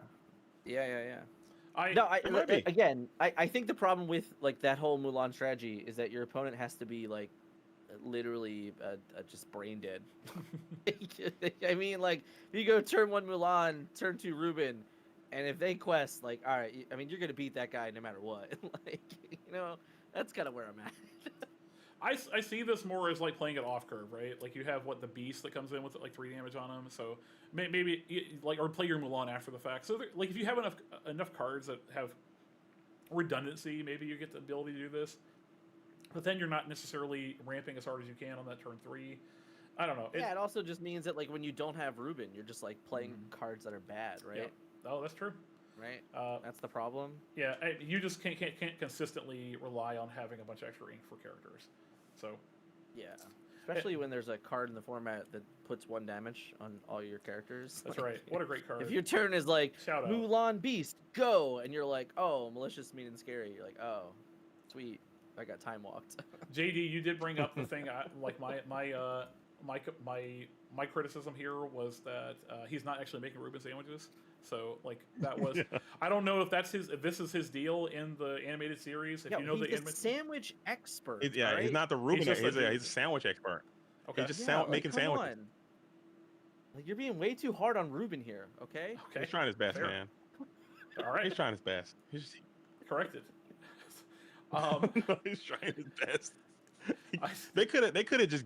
I mean, he can in fact make Reuben sandwiches though, so they could Yes, have, yeah, of true. in theory, put a depiction of a Reuben sandwich in there, and we all would have been fine. But I think that would have added more to the confusion potentially. That's the alt art, guys. That's the alt art. It just that's Bro, gonna what be if they the make enchanted is that Reuben. And he's recalling making the- a Reuben Could sandwich. be. That'd And be if he crazy. does a giant Reuben, win. that's the world. That's the new Worlds promo. Is this Reuben with a Reuben? Oh, don't say that. Don't say that. I don't. No, don't. I'm no, we don't, They we'll will- see. that- We'll see. That sounds realistic. That sounds possible. we don't want that. There's We don't- I mean there's been some set chance cards that have been like, what are we doing here? yeah. We don't want our world's cards to be that way. Not my first one, guys. Give me a good one. Cusco was already a problem. All right, let's not have any more Cuscos. Yeah. I'm swapping us over to Amethyst. I got let's start off Okay. with this Tinkerbell. Purple cards. So I got the legendary Tinkerbell. This is the set champs card. So I'll start us off on this one. So my first thought on this is if this ever has a home, it's going in like a Brainiac deck, right? Amethyst, Emerald, like where we effectively do have 7 or more cards in hand all the time, and that deck like plays on the fact that it has big hand size. But and my first impression was like that deck doesn't want a win condition. So I did ask the source. I asked Justice and like some of the guys that were working on that deck, and they were just like, "Yeah, we don't care about this at all. Even if I have 7 cards in hand, I'm winning anyway, right? Like that was basically the idea. So they're not trying to close the game early, and then the fact that the first ability makes this, I don't know, it's not even on rate with like a Dumbo that has no abilities. So Yeah, but it is a 3 cost, right? 3 Like, cost, 3 cost, yeah. 3/3 evasive. Like that is above rate, I think. Like as a 3 cost. Is it these days? I don't. Is there any other 3/3 evasives? Like I don't. I mean, so. I think of Lexington, right? Like, and that's not evasive, obviously. Okay, so there but were like, yeah, it's not the exact same, but yeah, but that's fair. I think of Raja. I think of like all these cards. Like, oh, we have a good keyword and a body that's better than this on rate without having to have setup. And so not exactly 1-to-1. So, but. Yeah. I do have to like research, like a very specific deck has to play this. Well, Dan, what do you? I mean, so you thinking this is a little bit better? No, no. I didn't mean to. I didn't mean to oversell that one. No false sorry. hope. Okay. No. Yeah, it was funny. I was listening to that conversation as well, and as soon as Justice is like, "Yeah, but this deck doesn't actually want this," I'm like, "Oh, well, that made me sad." Because often I find us like as trading card game players, we're like consistently building decks that are always missing a piece, and we're always like, "Oh, we'll just fill it with like this thing because it's good." I was like, "Oh, okay, like this feels like a card that Brainiac would totally love because it just does all this stuff." And Justice is like, "Yeah, but we don't care." And I'm like, "Oh, Yeah. well then I- this like just can't be good." if anyone has followed me through TCGs, not this one as much. I am definitely a player of decks that don't win the game until the very end. Like I don't need win conditions. I'll win somehow. I'll figure it out. And Yeah. like maybe there is a future deck building space for this one, but I think for right now, Constructed doesn't love this card. Yeah, JD, what do you? You guys are making me I'm telling you, I'm incredibly listen, sad. I'm so okay? I'm so low Being on some here- of these cards. can I make you feel better? And this Hold on. listen, this is so depressing to Can I make you hear. feel better? Give me 1 second, and I'll take some condolences, okay? Because you guys are breaking my heart. I know look at this he's something card, good on this one. I know he's got something loaded up. I'm looking at this car, and I see this car, and I see how cool it looks, and I see what they got going on. Tinkerbell, obviously fan favorite, and I say, hey man, this thing can quest for 4. This thing can be evasive. It's gotta be play. We gotta figure it out. I think you guys are being lazy. Okay, you're not working hard enough. You're not putting your brains to work, and you're not getting this thing into the field of play. I think we need to figure this thing out. I think Tinkerbell has all the tools, and I think we gotta make it happen. Okay, Dan, I'll take some condolence, please. All right, Please. One condolence. This will be the most cosplay thing at Disney Lorcana challenges for the remainder of the year. That's fair. That counts. That does count. Number one. I can see it. Number 2. It's pretty easy. I and promise you that this is the first set championship match, Matt, that I will win and I will use forever because I do love this art on top of that. That's beautiful. For There you all go. flavor standpoints, this card is off the charts. However, I'm not going to win my set championships playing this card. Dang, man. I don't know. It is so sad and unfortunate that I've heard that consensus from a lot of top players. They'd all agree that this card might be in the bad column, and I just don't want to accept that, man. Because like you said, the card is absolutely gorgeous. The enchanted is just through the roof, man. And Tinkerbell's an icon. You know, when we think about Disney, okay, when I think about Disney, I think of the damn pixie dust coming over the castle, and I think of Tinkerbell splashing it with a wand. All right, that's quintessential Disney right here. What Tinkerbell is. And the fact that it's not a absolute broken legendary card, it's just breaking my heart. Listen, it's be decent. We were spoiled with Big Tink. All right, we were spoiled. This is as good of an art as Big Tink for sure, but I don't think it's going to be there. So one before I know we talked about the art on this one a little bit, and like this, I think the art's super dope for what it's worth. I will say one strategy where this might have some semblance of play is, so if we do think the Jafar wheel is a thing in Infinity, this is a card that does give you a huge swingy turn on the Jafar wheel turn. So if I can set this up, put this in play, it turns your 7s and 10s, right? Yeah, that's basically what this is. So you can and I don't know that they want this kind of effect, but there is a deck that can consistently put 7 cards in hand and is looking to do huge swings of Lord one fell swoop. So this might be a card in that kind of strategy. But I don't even know that strategy is something we need to. We're looking at in Infinity. I think that, but it's Jafar with wheel is a high enough ceiling that if they give us enough setup cards, that deck may sneak back in at some point in Infinity. Right now, I don't think it's a staple. Obviously, nobody's like building that or thinking it's competitive with what we have now. But if we get a couple of bans or something, a lot of these strategies might sneak back in. And I know people are talking about Infinity bans, so maybe there's a world where paying 3 and kind of loading up 4 lore in addition to my Jafar is worthwhile. So that's the only kind of That's an 11 lore. My bad, I got that one wrong. Man, I'm about to play Show Me Mores. I'm about to play Amethyst Chromicon. I'm about to quest as Tinkerbell for 4, and you guys are gonna just see me in table 6,000, dude. And I'll meet you over there. I'll take the cards. I'm super into everybody casting Chromicons and Show Me More. I'll take all the cards. I'll be super happy that there is a table 6,000. So all right, I'm gonna move us on from Tinkerbell. She's we'll see a lot of this card though, just because we'll just set champs around, and you'll have a lot of play mats floating around with this one. Anna, is there anything to be said for this? I think we looked. I look at this first and said, shift 0. Okay, something crazy going on here. But the supporting cast, I don't necessarily know are good enough to make this playable. So for Anna, Soothing Sister, so the first part is if a character left the player's discard this turn, it gains shift 0. And when this card requests, you may gain lore equal to the lore of a character in your discard. If you do, put that card on the bottom of your deck. So it's kind of working against its own engine. But shift 0, like anytime I see play this card for free, like there's alarm bells that go off. Like this, the ceiling obviously can be very high in a combo-y deck. I don't know if we have the pieces though. Dan, do you think we have pieces enough to make this good? I mean, the pieces are there. It's just a matter of like if it's good enough, right? Like. Yeah. This is the epitome of synergy versus power. There's the 2-cost Anna that comes into play and does the thing, so you can put this into play on turn 2, but we can't sing with it that turn. We can't quest or challenge with it that turn. So you're just basically paying 2 for a 5/5 that you need a 2-card combo for. Is that good enough? I have no idea. Can you get more effects from this? If we can start throwing Mirabelles, into the discard pile somehow with Amber Amethyst, let me know, because then I can gain 6 lore in a chunk. That'd be cool, but I don't know. I feel like we're missing something still.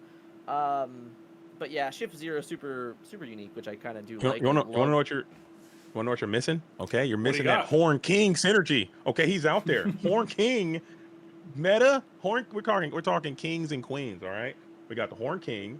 We have the what's his name? We have the Horn King, the smaller one, and also the bigger one. Help discard your hand, and then you can kind of do that whole thing. But I might agree with you guys. I think it might be a very casual card. But again, look at this thing, man. You guys aren't trying hard enough. You guys are not trying hard enough. This card is absolutely gorgeous. I think it is good enough. We need to figure this out, and that's still going to be the theme for the entire Winterspell set. Is like the cards are all in varying degrees of mid, okay? And we need to work hard as a community to make these things good, okay? I mean, that's and this why card has the potential. That's why I wanted to bring you in too, because everybody sees different things in these cards. Like some people will never play with these cards and literally just collect for the art and just love love the. I have somebody I work with that is just a super big Disney fan, and she just loves to see the cards whenever she sees them, but it's probably never gonna play the game. But there's a whole community like this game brings in that just is not card gamers. They're not even like tabletop gamers or even board gamers, but they just like, oh, it's a new Anna art. And the reach of Frozen, I did not understand how big Frozen is in the Disney community with children. Oh, yeah. Again, I missed a beat on this, in terms of like the how influential Anna, and the whole team there are. But no, I'm super into the art. Like, and this is kind of a different art style too, isn't it? Like, is this kind of in? Well, it's at least the pop off the page kind of style. I know we've done this a few times, but is this? How often have we? Is this relatively new, in terms of that? Yeah, we've seen this. I think all of the legendaries have started breaking the frame, and this is exact style. I haven't seen this artist before, Aubrey. I'm sure they have other works that they've done before, but this, I think the choices that they've taken. I like the approach he's at. I mean, that 3/4 angle is very unique angle. You haven't seen too much of that before. You got the flowers in the foreground. It's great lighting. The card looks phenomenal. And I think it just requires a little bit more to be playable. To your point, the Frozen franchise was so huge and so popularly successful is that they had to separate. That's why none of the Elsa and Anna, they're not princesses. They're going to always be queens because they can't. Disney princesses and Frozen are almost separate entities within themselves because of the popularity that Frozen had. So it is humongous, and they have so many fans out there. Okay, I think we got to lock in on that. Get the thing playable, man. Always learning something new. There's literally a giant one behind me. That's how awesome Frozen is. Oh. There you go. I do love a wizard or a witch, in general. So when I heard she had superpowers, I was in. I wish she had used her powers for evil, personally, but I'm just. I often just tell my friends that like she's Emma Frost from X-Men. Yes, it's just, yes, that's exactly what I thought. Just go with that and run with it, and you'll be fine. You'll love her. I think she could have sorted the whole world out. She is very powerful.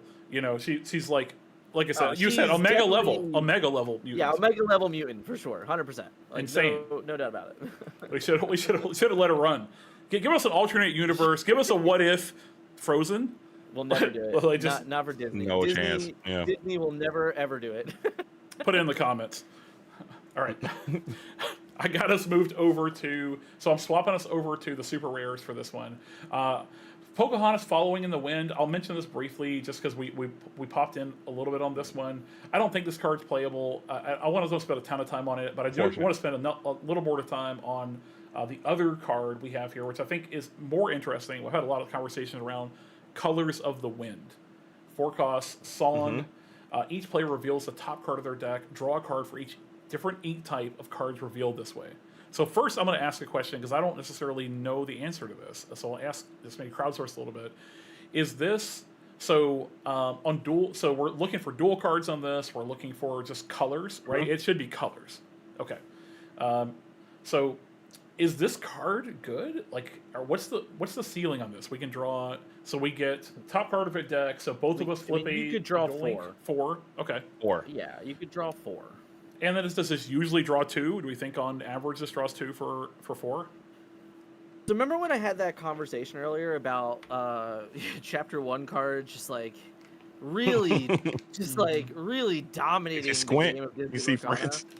friends. Man, this card wants to be friends on the other side so bad, like it's crazy to me that this card costs 4. Yeah. Yeah. The restriction levels on this is so rough. I don't know. Like, if this costs 3, I think that it would see play. I really do. Costing 4, it's so difficult. If let's just say we get to a point in the metagame where like somehow we get maybe set 12, set 13 or something like that just has like way more duel links that are like way more playable and way more accessible, then I think this card like gets looked at because you're like, oh, okay, like if every deck is playing I don't know, 8 to 12 Duel Links, and the metagame's diverse. Like maybe you have a good chance to, on average, draw 3 cards. But if we're only ever drawing 2, and like, and if we exert and we only draw 1, I mean, Yeah. yeah, we are losing What are we the doing? game, Yeah. friends. I think the big problem with this, from putting your deck, like for a playability perspective, also right now is the metagame. Amethyst draws cards passively so well that you don't like, even if we had friends on the other side, I'm not saying that it wouldn't be played, but like it competes with Genie, it competes with all these Demonas and things like that. I don't necessarily know that we want to be taking taking 4 ink or even a character out to even to draw 2 or 3 cards, right? Like Amethyst just passively draws cards while doing other things right now so well that I don't know that we even want to dedicate a card draw spell, even if this drew 3 cards every single time. So I think it needs a rotation or something for this to really get looked at. I think this is a card that is like, it screams rotation to me. It really does. For sure. JD, what do we think of Dan's art point. and flavor? It looks so much. I think Dan nailed it, because it wants to be Friends so bad that it even has like the little swirls that Friends on the other side has in the art, which I think is just super hilarious, man. And just maybe in the world they bring out triple inks, or maybe like a 6 ink card comes out in the future, and then it could be super good. A card you could just put in any deck, like a universal card. Maybe that's something that they can allude to, like, hey, this card counts as all colors of the ink, and then boom, you just get a draw 6. But I don't know. I just think that's way too far away. You had such a good opportunity to say this counts as all the colors of the wind, and you just missed it. No, but I do got a question for you guys, man. How high does a sycamore grow? Okay, we're done with that. But still, I think the card is cool, man. But it's just not it, man. It's just unfortunate, and that's unfortunate. We waited years for this song, and this is what they're going to give us. It should have been broken. I'm willing to give it time. I think in 6 months rotation happens. This is a card I'm hopeful for. To your point though, JD, I didn't think about this, but in other card games we have hybrid cards. So you have cards that can be played in either, for example, Amethyst or Amber, or Amethyst or Sapphire. If those are a thing in a next set, the value of this goes way up, right? We can play Amethyst type cards in our Sapphire Emerald decks, and if a couple of those things are hitting, then this design space is there. Design space actually gives us a little higher ceiling. I would not be surprised if they put those types of cards in the game, later on. Oh, absolutely. Yeah, really. All right. Really nice. Good conversation. I'm gonna swap friends on the other side. Yeah. I played Demona the other day for I bought these Demonas and never even played them. That card's busted. Why do you need friends on the other side? You don't need it. Because you gotta get. You always need it. All right. Don't say you don't need it. All right. You don't need it. You never run out of cards with Blurple. I played Blurple in a set champs the other day. You never run out of cards. I'm just like, here's another Demona. Draw 3. Here's Genie. It's so good. Hands full all the time. Doesn't matter. It's cool. I don't know. It's still pretty. It's pretty free to exert your character and draw 2 cards. No, it would be better than Woodchuck's Guides. 100%. No, it would. You're right. No, that's fair. We are playing Woodchuck Guidebook, but that card has its own little nuances. No, it's cool. It's got some stuff. I agree. All right, I got our rares queued up for Amethyst here. We'll see. Any of these JD, any of these you want to look at in particular? I've got a couple that I'm interested in, but I'll throw it to you if you want. On the rares, if we can hit the mystical Inkcaster for sure, and also the Morgana Macabre, I think that'd be kind of cool to talk about. That mystical Inkcaster is a really cool card to discuss from a flavor and also from a player and potential deck building card. Okay. And the Morgana is another interesting card as well, because I think it's kind of eerie that it's a 666 stat line. I don't know if we can talk about that on YouTube, but I thought they would try to stay away from that. I already said Quasimodo. I don't think we're even supposed to say that. So, JDZ, I got mystical Inkcaster up. You want to start us off on that? Okay. One? Yeah, I'll start off on this one. I think, and I did mention this on my stream, so if you're tuned into that stream, you're going to hear me repeat myself. Hey. But I believe in Disney Lorcana. I think it's really cool that we have all the unique Disney IPs, as we have so many of them, wonderful franchises from storied past. But I always think it's really cool when Lorcana is able to add their own IP to the game, because in the future, there has to be a time where we've Disneyed ourselves out. Like we won't have enough Tigers to print. You won't have enough Pooh Bears to print. You're going to have to start leaning on your own IPs in order to continue to maybe sell the game, and maybe that could be another beautiful thing that is added to it. And this is another card being generated to that effect. Mystical Inkcaster. It tells a story. It's what we're trying to do. Everyone wants to know what's happening with these Lumineers and what they're doing, and their Inkcasters are very unique. This is the third Inkcaster we have in the game. The hidden Inkcaster, the enigmatic Inkcaster, now the mystical Inkcasters, and the card also is quite interesting. I mean, I think this card has a lot of people think the card is cheeks and buns, but I think it is much more playable than a lot of people believe. But I'll be interested to hear what you guys think about it from the competitor standpoint. I think for me, this one is interesting, actually. I don't immediately throw this one in the garbage. I think of, so this one, for me, I think of a card that wants to get value on coming to play. It wants to challenge immediately and has a good value for that where you can kind of catch people off guard. So cards such as like Headless Horseman, if I can have him come in, pop a Genie, challenge out, a Cheshire Cat, like that's good value. And I'm getting a 2-for-1 on that all the time. Maybe buffing a couple other things. So this can break through, I think, with a number of different ability cards that can, get their value from coming into play. I wish this went a little bit further up the curve. 5 or less does restrict this quite a bit. I know why they didn't do that, but if this were like 6 or less, this I think would be a real contender for like, okay, we really need to take a hard look at this card. But even at 5 or less, I think there's design space. It requires testing, but there's something here. Dan, what do you think? Oh, for sure. I think the flavor is off the charts. I thought the explanation of the Inkcaster was really cool in the main stage.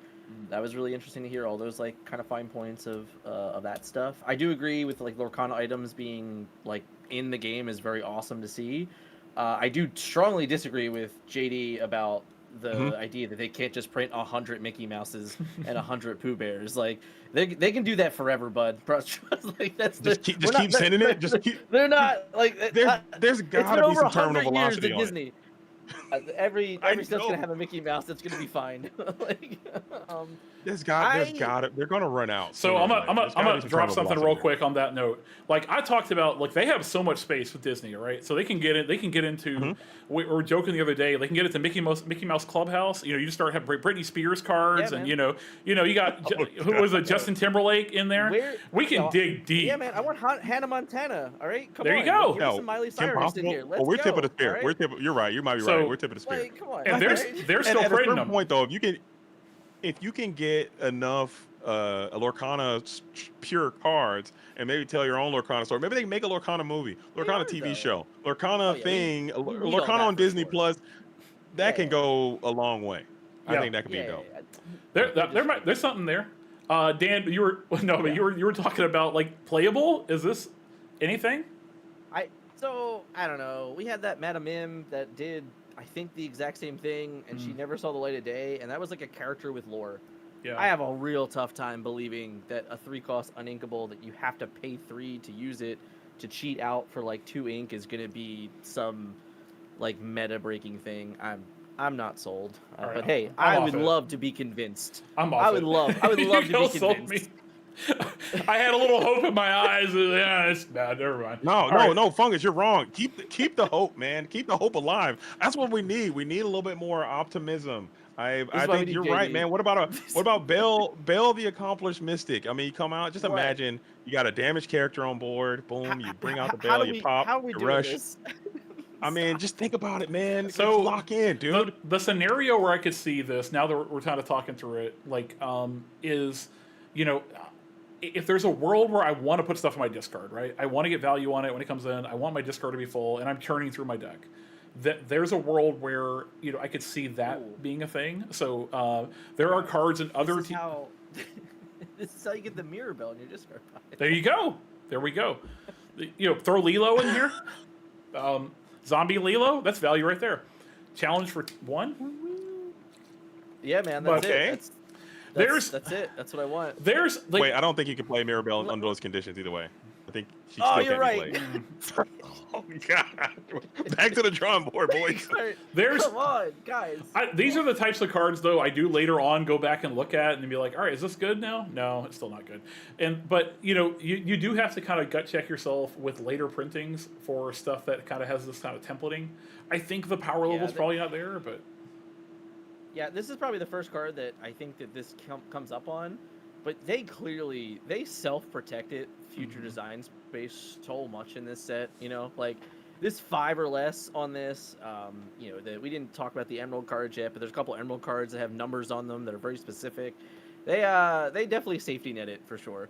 all right, we're gonna let it go. Let's pull Morgana up. Let's talk about it. All right, JDZ, hot take, numbers. I thought that's the first. When I first saw this card, I saw it and I was like, okay, I'm not like the biggest spiritual guy, and I know people might not, but I was like 666 for this card, and I think it's funny because her character is kind of on the dark side. You know what I'm saying, doing her thing. It's the hero. I was gonna ask. Yeah, I was gonna ask. What is this character? Is this like an evil character? Dude, I'm an idiot. I thought it was Magic of Dispel, dude. I'm a dummy, dude. My bad. I'm stupid. My bad. I mean, she's a vampire, so right? good. She's a vampire. I think I see mind. fangs in there. We're fine then, dude. My bad. I was wrong. I'll be wrong. Okay, I'll take that. I'll be wrong. Is this an original character, or is this is a thing from a movie, right? No, this is from Darkwing, right? Darkwing Duck. Okay, it's been a minute. I watched Darkwing Duck for sure, but I have to go back in time and check. But she is a villain in that, right? Or no? No, I honestly, and I know I'm supposed to be the flavor guy. Okay, I'm supposed to be taking people to flavor. I don't know. But I personally have admitted multiple times that I've never seen Darkwing Duck. Okay, I didn't watch it. I still haven't started. I just missed it. If Melissa's in chat, she can probably answer it, but I definitely have no idea. All right, I missed the Darkwing Duck wave, man. That's my bad. I'm failing you. Hero typing here. You never know. I don't know. It's all good. If nobody knows, nobody knows. It's still a cool art. It looks like a vampire duck. I'm into it. Yeah, I got it mixed up with Magic of Dispel, and I thought that was and they're both ducks, and one is bad, one is good. But I guess this one's cool. But 666 I thought was super hilarious. I mean, the artwork is kind of clean. I need to lock in and see what she's all about. The card itself, I have to ask you guys about it. I thought this card was super mid myself, so I don't know what you guys would think personally. But it looks super interesting. I want to give it a shot.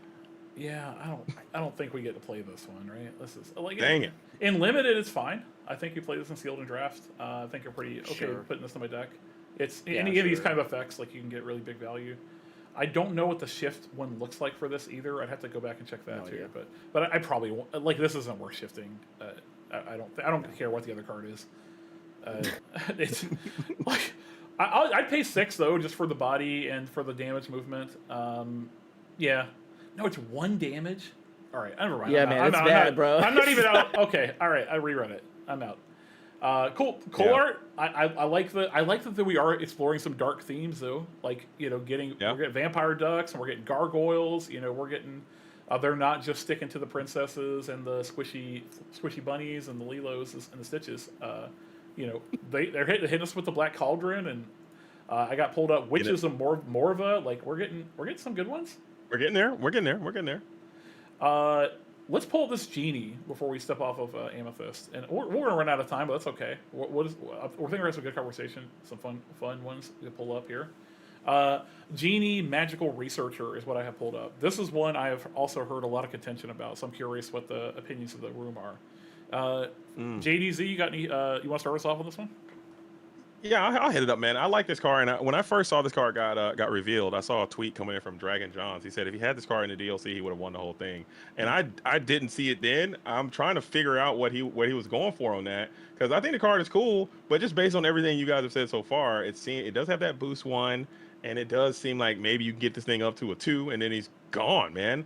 Unless we're all in on the boost deck, I believe in my heart that there is a boost strategy that is available in Emerald and Amethyst, or Emerald and Amber, like full on boost multiple times per turn, and then you can get some immediate value, and then go as far as to ready the card again. But I don't know. I think the card is okay. I don't think any card in this whole entire set just has my jaw on the floor. There's no Demona level card. There's no Cinderella level card. There's no meta destroying card in this set. They're all just varying levels of that card's pretty good, or that card's okay. I think. Yeah, I'm kind of with you on that one actually. Is I keep looking for like how are we getting a bunch of cards under this really quickly?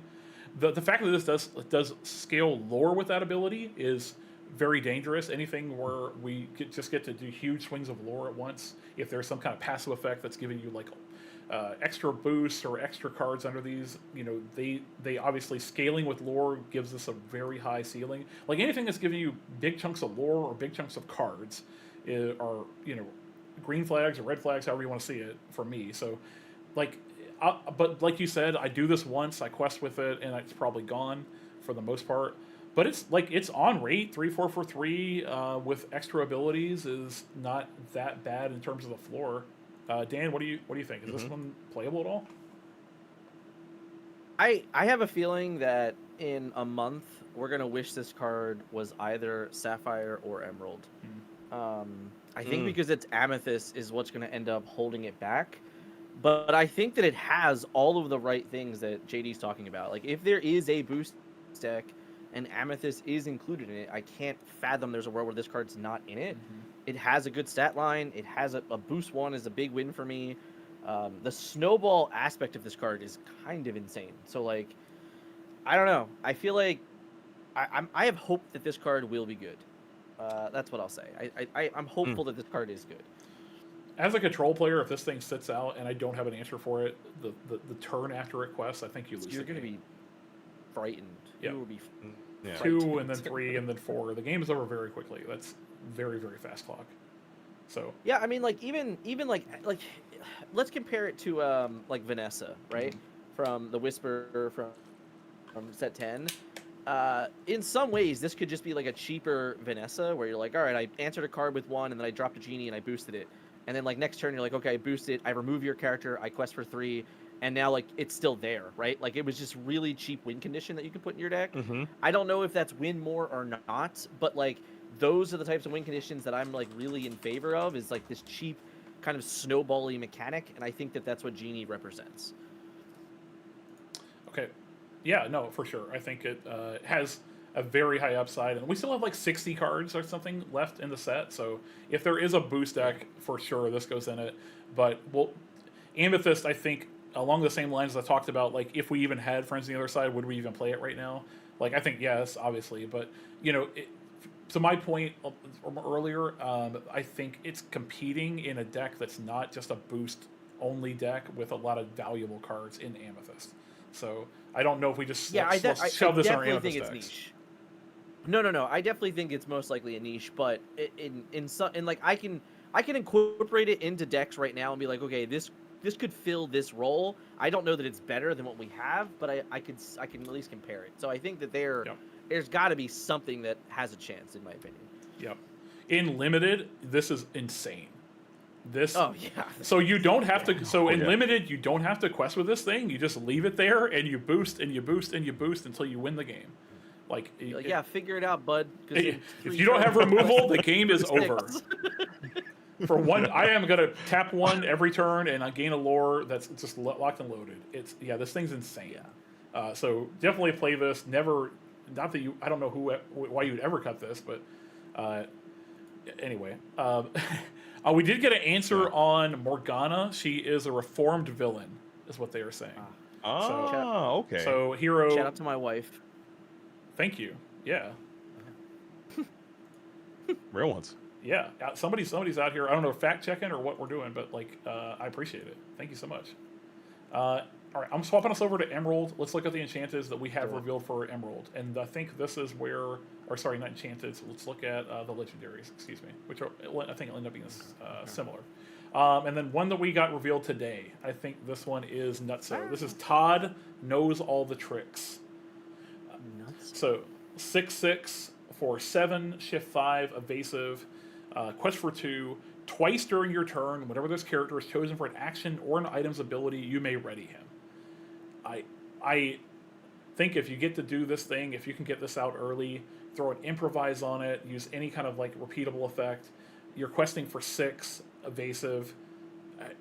this has so much combo potential with some of the emerald tools and even some of the amber tools, like to get this out quickly and then just to keep doing this thing. It's so big, it's very hard to answer if you don't have like I'm thinking of the decks that I play. You're Welcome and Mother Knows Best obviously are decent answers for this, but if it gets to do its thing once, getting 6 lore in a turn is insane. Like I don't. It's not easily answered. It's just so big and it's evasive. Yeah. And there's a lot of ways to trigger this thing. Dan, do you want to start us off for adding 2 on this one? Yeah, this goes back to that design space thing, right? Twice during your turn. Like, it's very specific. That means there had to be some level of testing. They were like, okay, 3 times, you always win. So, I think there's a lot of interesting effects for this, right? Like, Sapphire has a million ways to buff lore.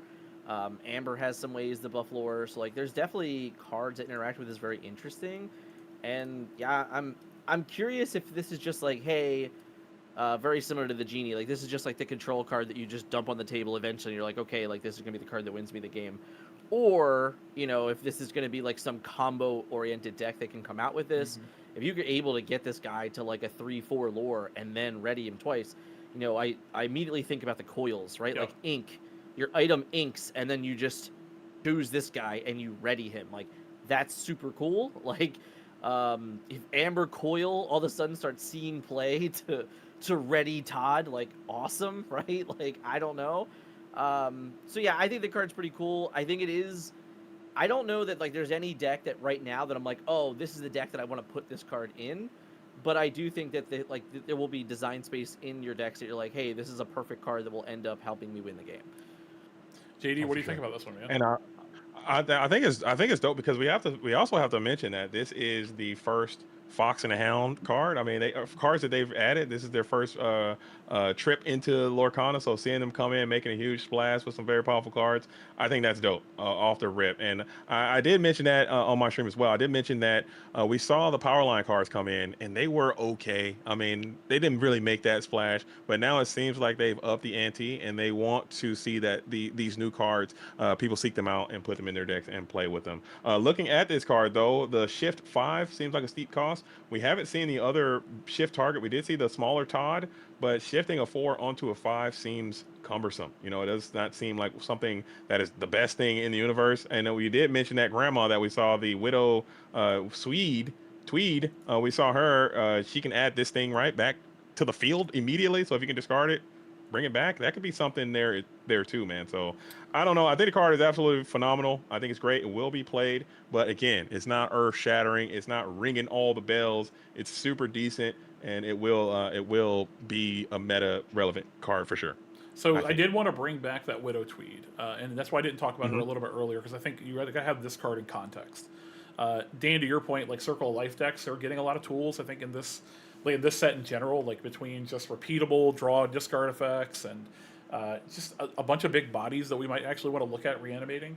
This Widow Tweed is another one, and it reminds me of cards from other games where it's very specific, but it has a decent body all on its own. It's a 6 cost, 2/8, whatever, quest for 2. It's large. It's at least an aggressive quester. But if you get to put your Todd into your discard pile some way other than playing it, whether that is just a draw discard effect or whatever you may be. There's plenty of ways, yeah. Like, just play Widow Tweed, get this plus a Todd is a huge board swing. And I think that's one of the reasons Todd, value goes way up for me, is there's lots of ways we can cheat this thing into play and then just lean into getting 6 lore a turn. Or in making our opponents, deal with it, and the fact that a second Widow Tweed brings it right back. We have a lot of cards that are asking for trouble with these color combos, but just these two together, I think, make a really crazy deck that we may not necessarily have seen yet. And there's a few. There being a little bit of redundancy of ways to bring Todd into from discard into play. Means that deck is a little more consistent than it used to be as well. We don't just rely on Circle of Life. But even if we do Circle of Life, we can Circle of Life the Widow, bring in the Todd, and we have a huge board swing where we want it, and that we're just threatening to win next turn in a lot of cases. Yeah, like Tramp on 4 can just like set up putting in your win condition the next turn. Oh, Whereas, yeah. like Tramp on 4 was like, okay, I'm gonna put a guy into play that's huge, but like it's not necessarily winning me the game. Like this is the concept of like, hey, I get to do my thing and then just like might threaten to win the game. Yeah, somebody's gonna discard this thing with like a Bobby or a Yzma, and then Akud this Widow Tweed and bring back the thing, and I'm just gonna quit the game immediately. It's Yeah, that's gonna be people's reality here soon. It will. It definitely. I could definitely see that happening. So yeah, it's not even that difficult. Like it's not. You're not even asking for that much, which is kind of insane. So, well, something to watch, at least for me. I think that is. I will say I love the idea of just putting 14 willpower into play. Like that just sounds awesome. Yeah. Big fan. But I would like to talk about this Widow Tweed card as well, and I think her name is Widow Tweed in the show, but I think we could just leave the Widow part off. I don't think that's required. Let's just call her Grandma Tweed or just Miss Tweed. Miss Tweed is fine. Like we understand that she is a widow, we know her and I'm status. sure we don't need to know her marital status, and I'm sure every time someone calls her Widow Tweed, it's got to be like a sad thing for her to remember her fallen husband there. So let's just clean up. Just Miss Tweed is fine. And I think everyone gets the picture. So let's clean that up if we can. All right. I'll have to go back and watch this movie. I don't know the context. Like, yeah, are they just calling her Widow Tweed at all times? That is kind of disrespect. That is kind of disrespectful. I don't know. It's definitely been a long time since I watched this movie. Yeah. Early. It's been a long. Me too. It's been 30 years, I believe, since I've seen this movie. Yeah, this is definitely one of the movies I watched as a kid, but I could not tell you the last time I watched it. All right, I'm going to take us back. We can't call her Mrs. Tweed. I mean, she's still Mrs. Tweed. That's better than Widow Tweed. I don't know. Old Widow Tweed. Oh, look at old Widow Tweed, man. Come on, man. That seems super rude, doesn't it? A little bit. Okay, maybe I'm wrong. Let's take a look at the other legendary in Emerald. I think there's been a lot of hype around this one as well. Let me make sure we're pulling this up. Okay, this Donald Duck. This is one of those cards that I think we talked about if a boost deck exists, right? Is this thing good enough to make a boost deck exist? Dan, are you going to start us off with this one? It sure seems like it. I mean, he's the epitome of engine. You know? Like, he does both things that we want to do in kind of an insane fashion. I love the concept of, like, the way that he's worded and the way that, like, cards like Cheshire Cat are worded, that they just compound and work together so well. So yeah, I have to think if boost is a thing, this is the card that I'm more leaning towards over the Scrooge that we haven't talked about yet. Like they're both kind of like trying to represent like the boost like mechanic.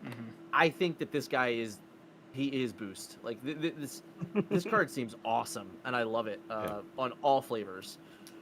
Yeah, I think if we can get enough low-costed boost characters to play before you play this to have a big payoff, then I think we're in there. But to the point of some of the other larger boost cards, so some of those 4-cost, like boost cost 2, that kind of thing, the problem is now we have to have this thing in play. It has to live for a full turn cycle, and you have to do that thing after living a full turn cycle. But we do already have stuff like Cheshire Cat. We do have a lot of lower end curve things that are really spectacular. So if a boost deck exists, maybe this is the linchpin. Even if you just like go really simple and just say turn 1 Flint Rider, turn 2 the Merlin, right? That like when he gets boosted, if he gets challenged, you draw a card. Yeah. And then the Genie. Like we could just be like super simple. These are my first 4 turns of the game, and when I do that, I boost everything, and then like all of a sudden I just turn for sideways for 1 million, and now they have to interact with me in this weird way.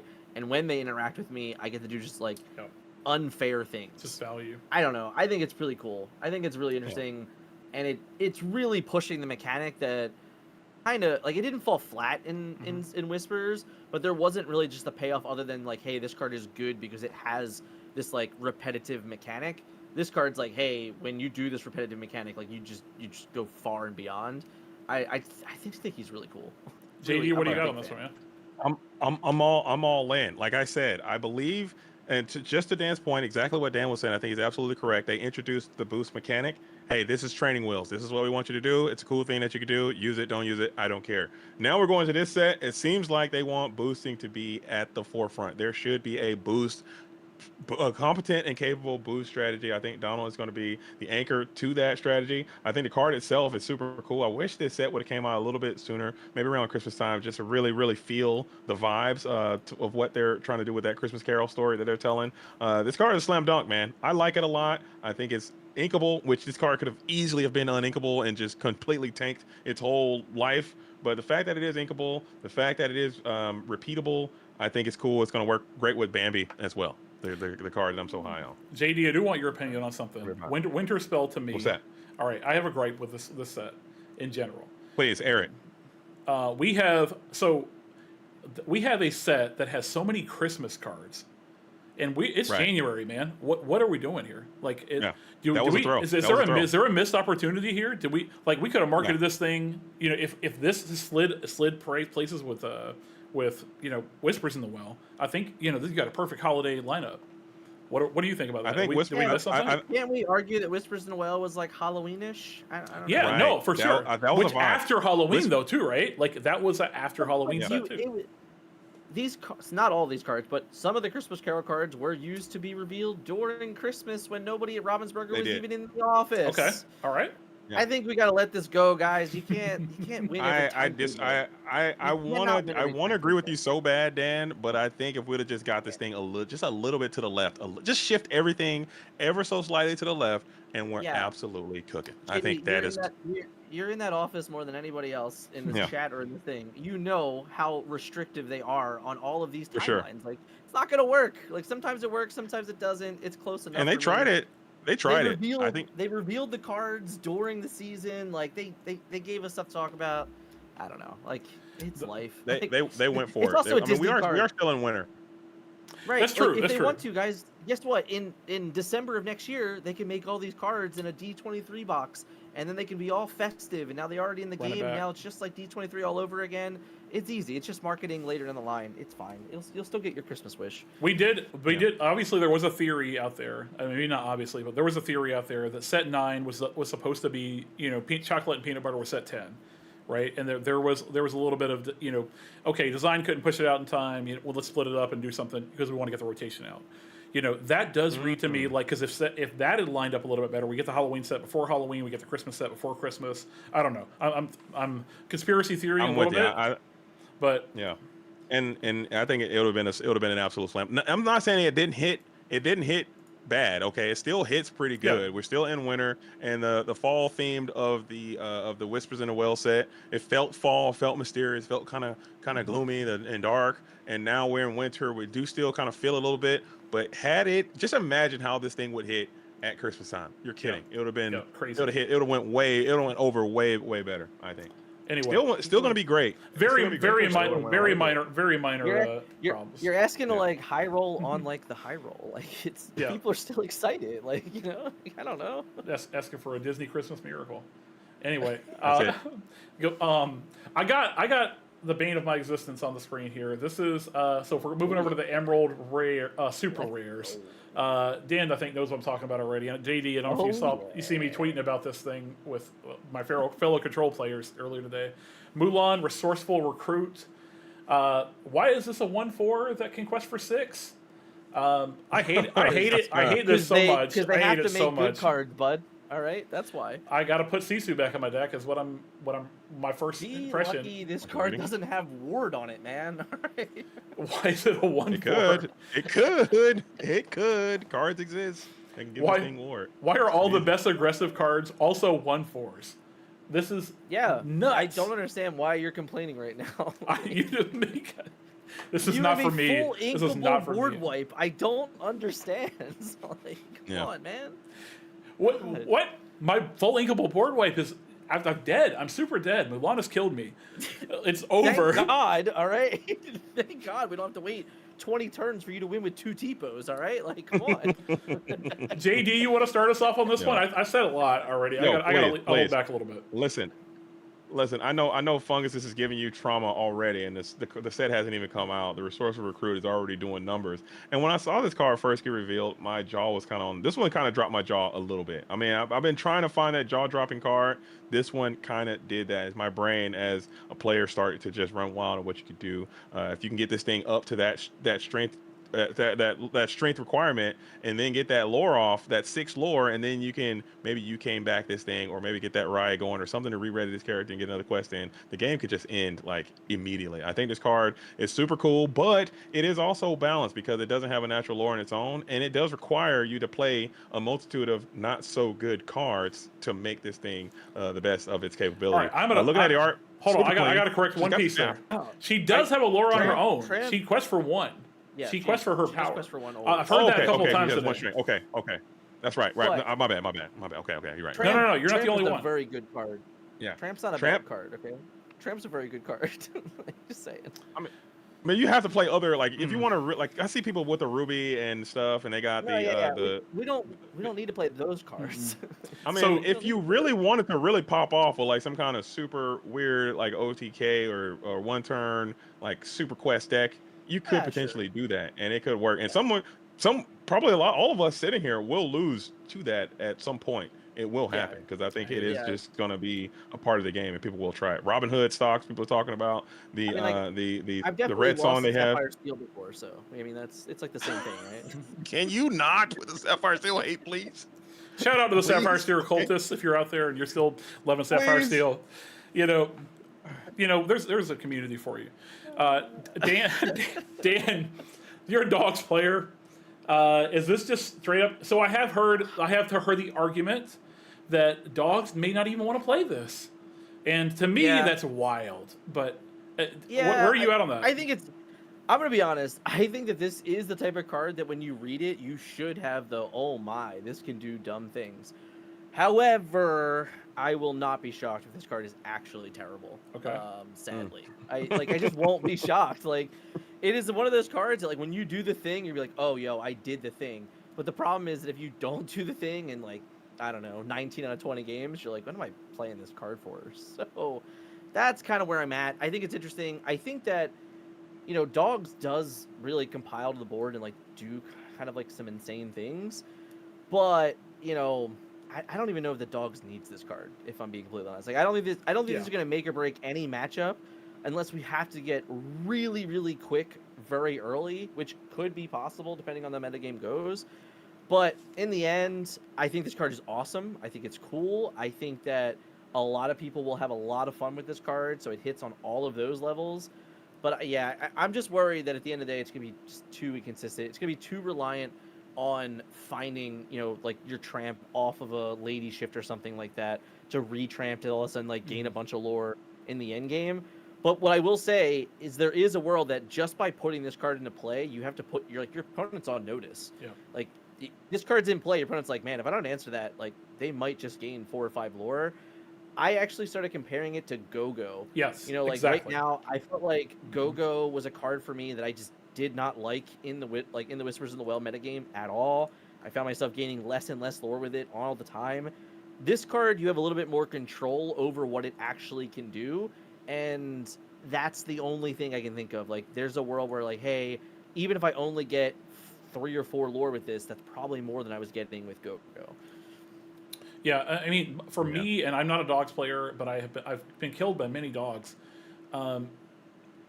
Like it represents danger. Like if this comes into play, and because there's so much redundancy, right? You don't have to quest for 6 for this to be good. Like if you can just buff this once over the course of the game, and because we already have the hybrid lady in there is already asking for the types of effects that go with this. It encourages you, I think, to deck build around maybe putting more of those in your decks, your Webbies and your fairy godmothers and stuff like that. Even like a card like Hidden Cove, right? Like, mm-hmm. This card makes Hidden Cove kind of interesting. Like all of a sudden you're just a 2/5 that quests for 2. You're like, yeah, man, deal with this. Like, okay, this is annoying. I think this will actually make a shift where Ruby cards are looked at a lot more, or looked at a lot more closely. If Ruby is not a color of its own strength, this may necessitate Ruby removal just in general. There are lots of ways to remove this. What's that dual link? The dual link Ruby? I keep forgetting the name of this card. Undermine. Yeah, you go Undermine. Yeah, there you go. Discard. Gain some lore. I mean, it seems. Yeah. Ruby. I know I'm the Cobra of the panel here. but Ruby Emerald might actually be less than Hey, I mean, might actually be playable for sure. it won a 10K at Sharp Gaming, right? Like, it's not like this is completely unheard of. Like, this is something that can happen. And I hope, for what's worth, again, I'm a huge fan. I hope it happens. I hope that this is the set that breaks it. Anytime that we can spread that and the metagame gets broken into, I'm a big fan. All right, it makes content way easier to do. So, like, huge fan. I do think, and I think Dan, you tweeted this, or who did, it said we're going to see a bunch of new color combinations break out this set. That we have never said, and it's not gonna. You're not gonna just be like playing it just for novelty, that kind of stuff. Like there are legit going to be a bunch of new color combinations that break through. So for that, the design space I think is actually working, and I do agree with that take. Yeah, I think the one shout out here is the decapitation of Mahalo, the snowman. You know, like what did that poor innocent snowman do to this Mulan? You know, like, what happened? She's training, man. She's gotta make sure. Somebody's got to go. The training staff. Just poor Mahalo, man. God. All right. All right, I'm gonna grab.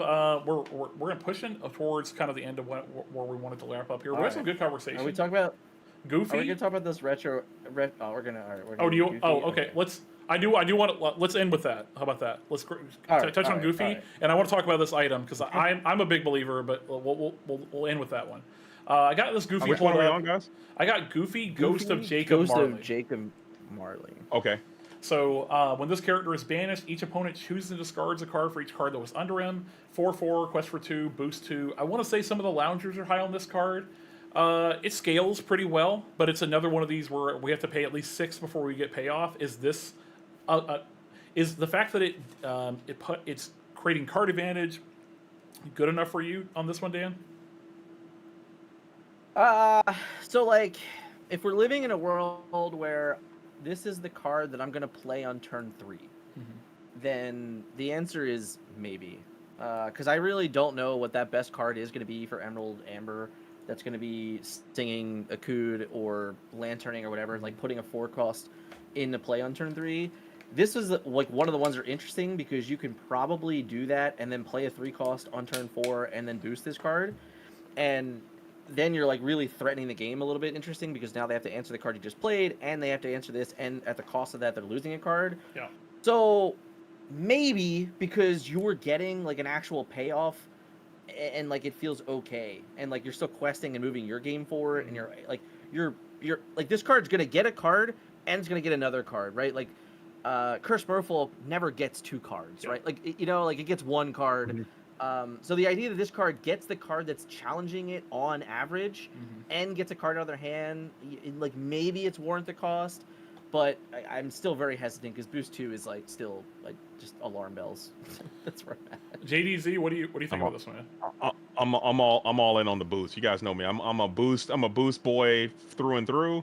And obviously, I think the art is super clean. It's a another Christmas Carol card coming in. Goofy being the Ghost of Jacob Marley. I think that's kind of cool. Nice little flavor there. But also, the thing I really do enjoy about this card that a lot of people may not be super interested in is that they could have, again, cowardice. Okay, with the card design team. Okay. A lot of times they're like, oh, do this, do that.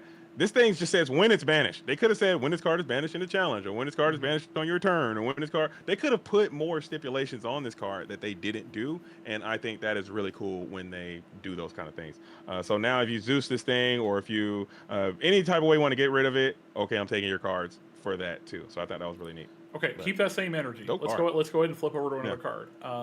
Speaking of when this is speaking of when this is banished, I'm flopping us over to the rares, and I want to pull up the retro evolution device. So this is the 3-cost inkable item, costs 1 and exert, banish chosen character of yours, play a character with cost up to 2 more than the banished character for free. JDZ, have you looked at this one at all? Is this one caught your eye? This one's too. I have seen this card. I think this one I'm a little lower on this card than I am on other cards because I personally I didn't see the vision when I first read it, but I'm assuming that I'm going to be wrong because of the way that this conversation has been going all night. Banish chosen character yours, play a character costs 2 or less play a character with cost up to 2 more than the banished character for free. This one is tough because I believe it's a little bit of a negative tempo thing, but it does kind of act as a bit of pseudo ramp. I'm not sure where this is. This another Darkwing Duck card too? I think I it think is so. because coming from Yeah. coming from the little jetpack over there. I don't know, man. I think I need to, as a player, I want to hear from you guys of what you think, how you can get the best out of this card. I think that blowing up your own stuff always feels bad to me, unless it's like a Diablo or something, and that still doesn't seem like it's hitting as hard to me. But I'm very well prepared to be wrong because I'm gonna let the rational people talk on this, and then I'm gonna give a pie in the sky answer. Dan, what do you think about this one, man? Please. I think this card is terrible. Oh my goodness. I'm trying to be kind, Dan. Dang, man. As someone that, like, one of my favorite cards ever put in any card game is Birthing Pod. Anyone comparing this card to Birthing Pod is actually insane. Like, this card is nowhere close to the power level of that card.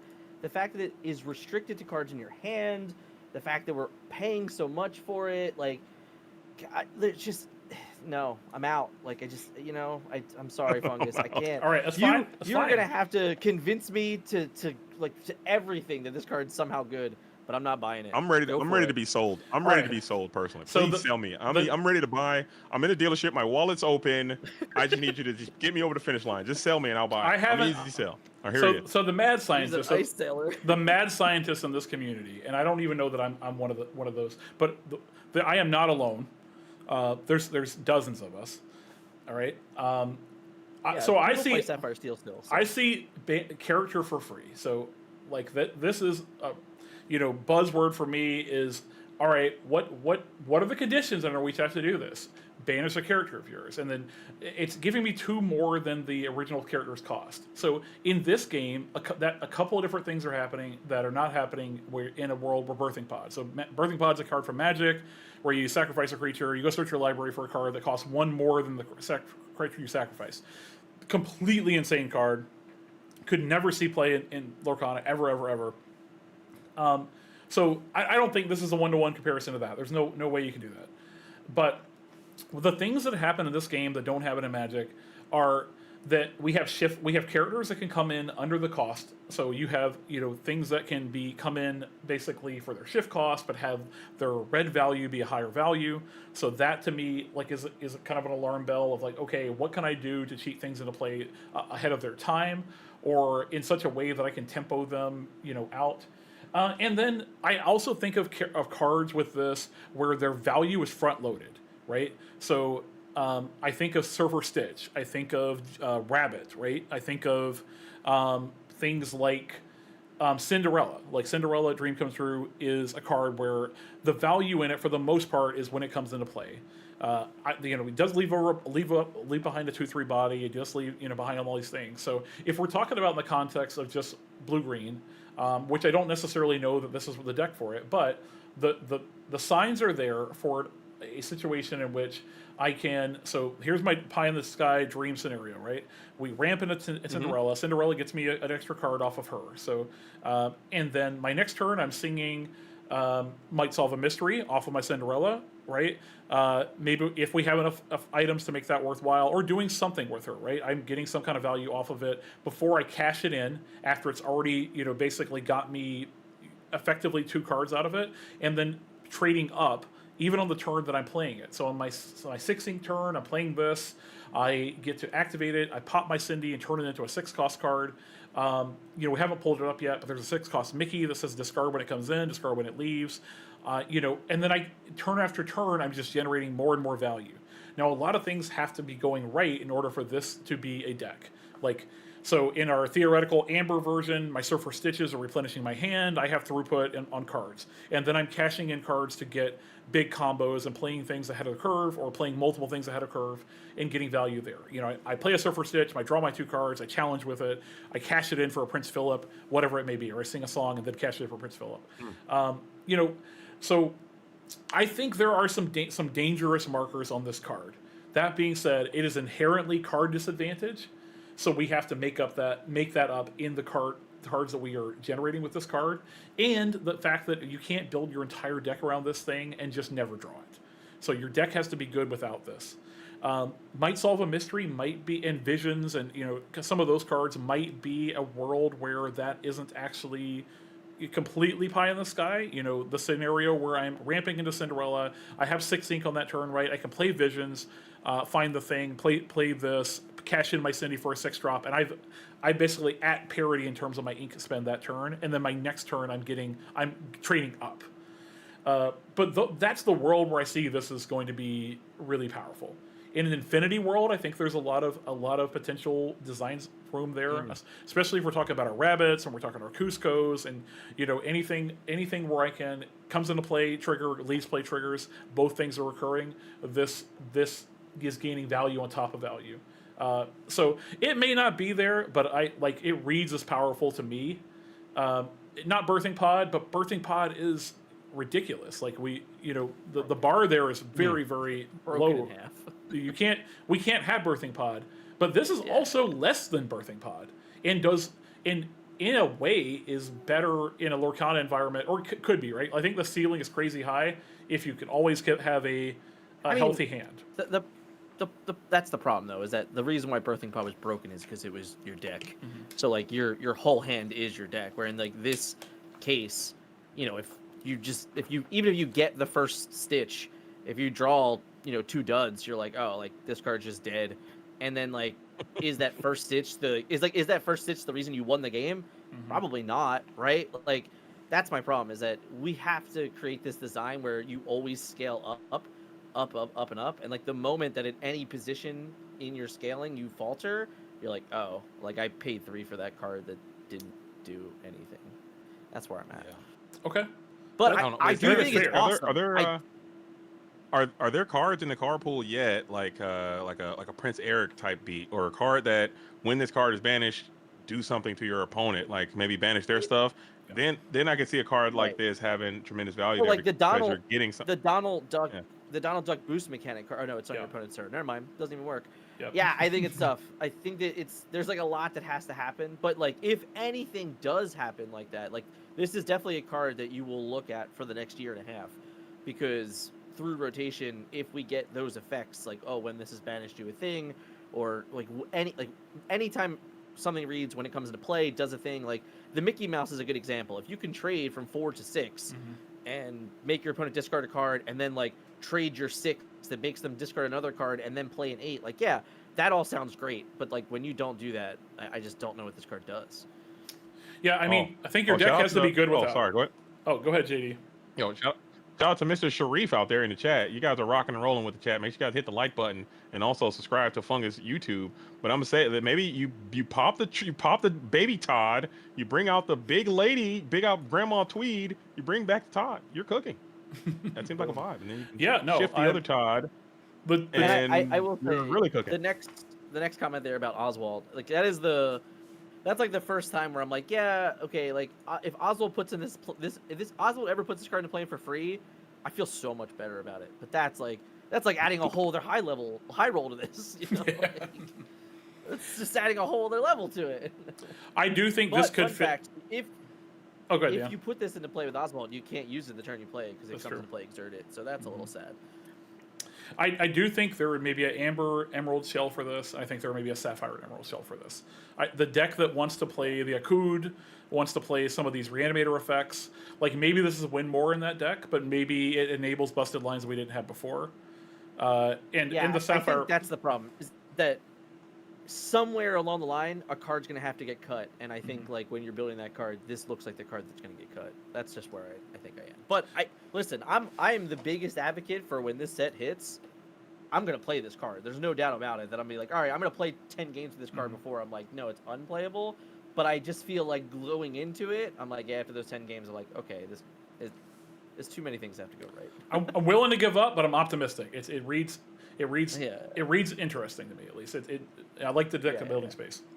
So big win for interesting. I do, and the fact that some people think it's garbage and some people think it's busted, that's a win. That's a win, I think, for the game. So, it's definitely, it breeds creativity. That's just that simple. You'll see me out here with it. If don't laugh at me if you see a Retro Evolution deck device on my deck. You might die. You might die to it. You might not. It might look like a fool, but it's, I'm out here brewing. You guys heard that? Laugh at him when you see him play Retro Evolution. Go ahead and open chat. you. I'm always real names. I'll send you my home address. I told you, come find me. Oh. I'm out here. I'm not hiding. You can find me. I'm the biggest person in the room in all rooms. I think I am the largest Lorcana player. At least by volume. I mean, everyone's large next to me, so it's tough, but you are pretty big. Hey guys, I appreciate you jumping in. We're getting late in the stream, but I think we have some good times tonight. I appreciate everybody from the chat who popped in and out, and shout out especially to Dan's wife, Kylie, right? I'm sure I'm not saying it wrong. Yep. Okay, yep, Kylie, with the shout out to who popped in with the lore for Darkwing Duck, and got us straight on that. I am going to do a couple more of these and probably just invite different people in and out. So if you enjoyed this kind of stream, definitely give me a sub. I do a lot of different stuff around YouTube, mostly strategy stuff, but I'm a brewer, so I definitely will be out here cooking with every new card in the set.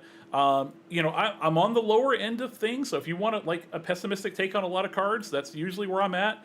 But I sometimes something catches my eye like this one, and I'm just like, man, there's something here. So I definitely have different opinions in the community quite a bit. So if you want some differentiated opinions, follow me on different social media stuff. At the top of the screen, I put my Metafy. I'm on Twitter from time to time. I'm on Discord. You want to send me something hot and ready, definitely hit me up on Discord. Like I said, I'm out here. I'm not hiding. I'm ready to go. So JDZ, you got any final words for us, friend?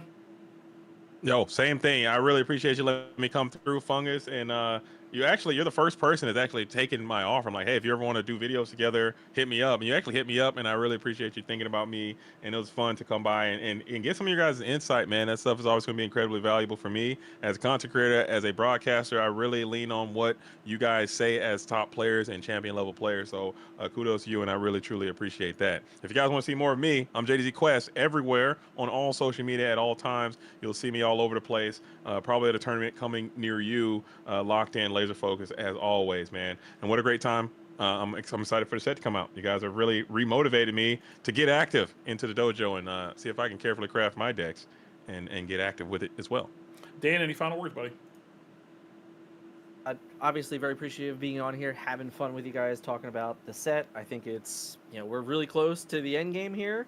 There's cards being revealed as we were live, so I'm very excited. I think in the next couple days we're gonna get the whole set. We're gonna have a couple weeks. We got big tournaments coming up all over NA, all over EU, and yeah, I'm just excited. Thank you so much for having me on, Fungus. JDZ, always a pleasure, of course. And yeah, if you have not, hit that like button, hit that subscribe, give our boy Fungus some love. Thank you guys, and yeah, anytime needing me, Fungus, you just hit me up. All right, appreciate you guys. I hope everybody has a good night. Thanks for joining us. If you popped in at any point, but if you're watching us on the YouTube VOD, definitely throw some comments in there. Let us know how wrong we are, or how right we are, or whatever you got. I'm ready for it. I respond to all comments, every single one. So if you comment, you will get a response. So, like I said, I'm out here in these streets. Y'all have a good night. Thank you so much for joining us. We'll catch you on the next one.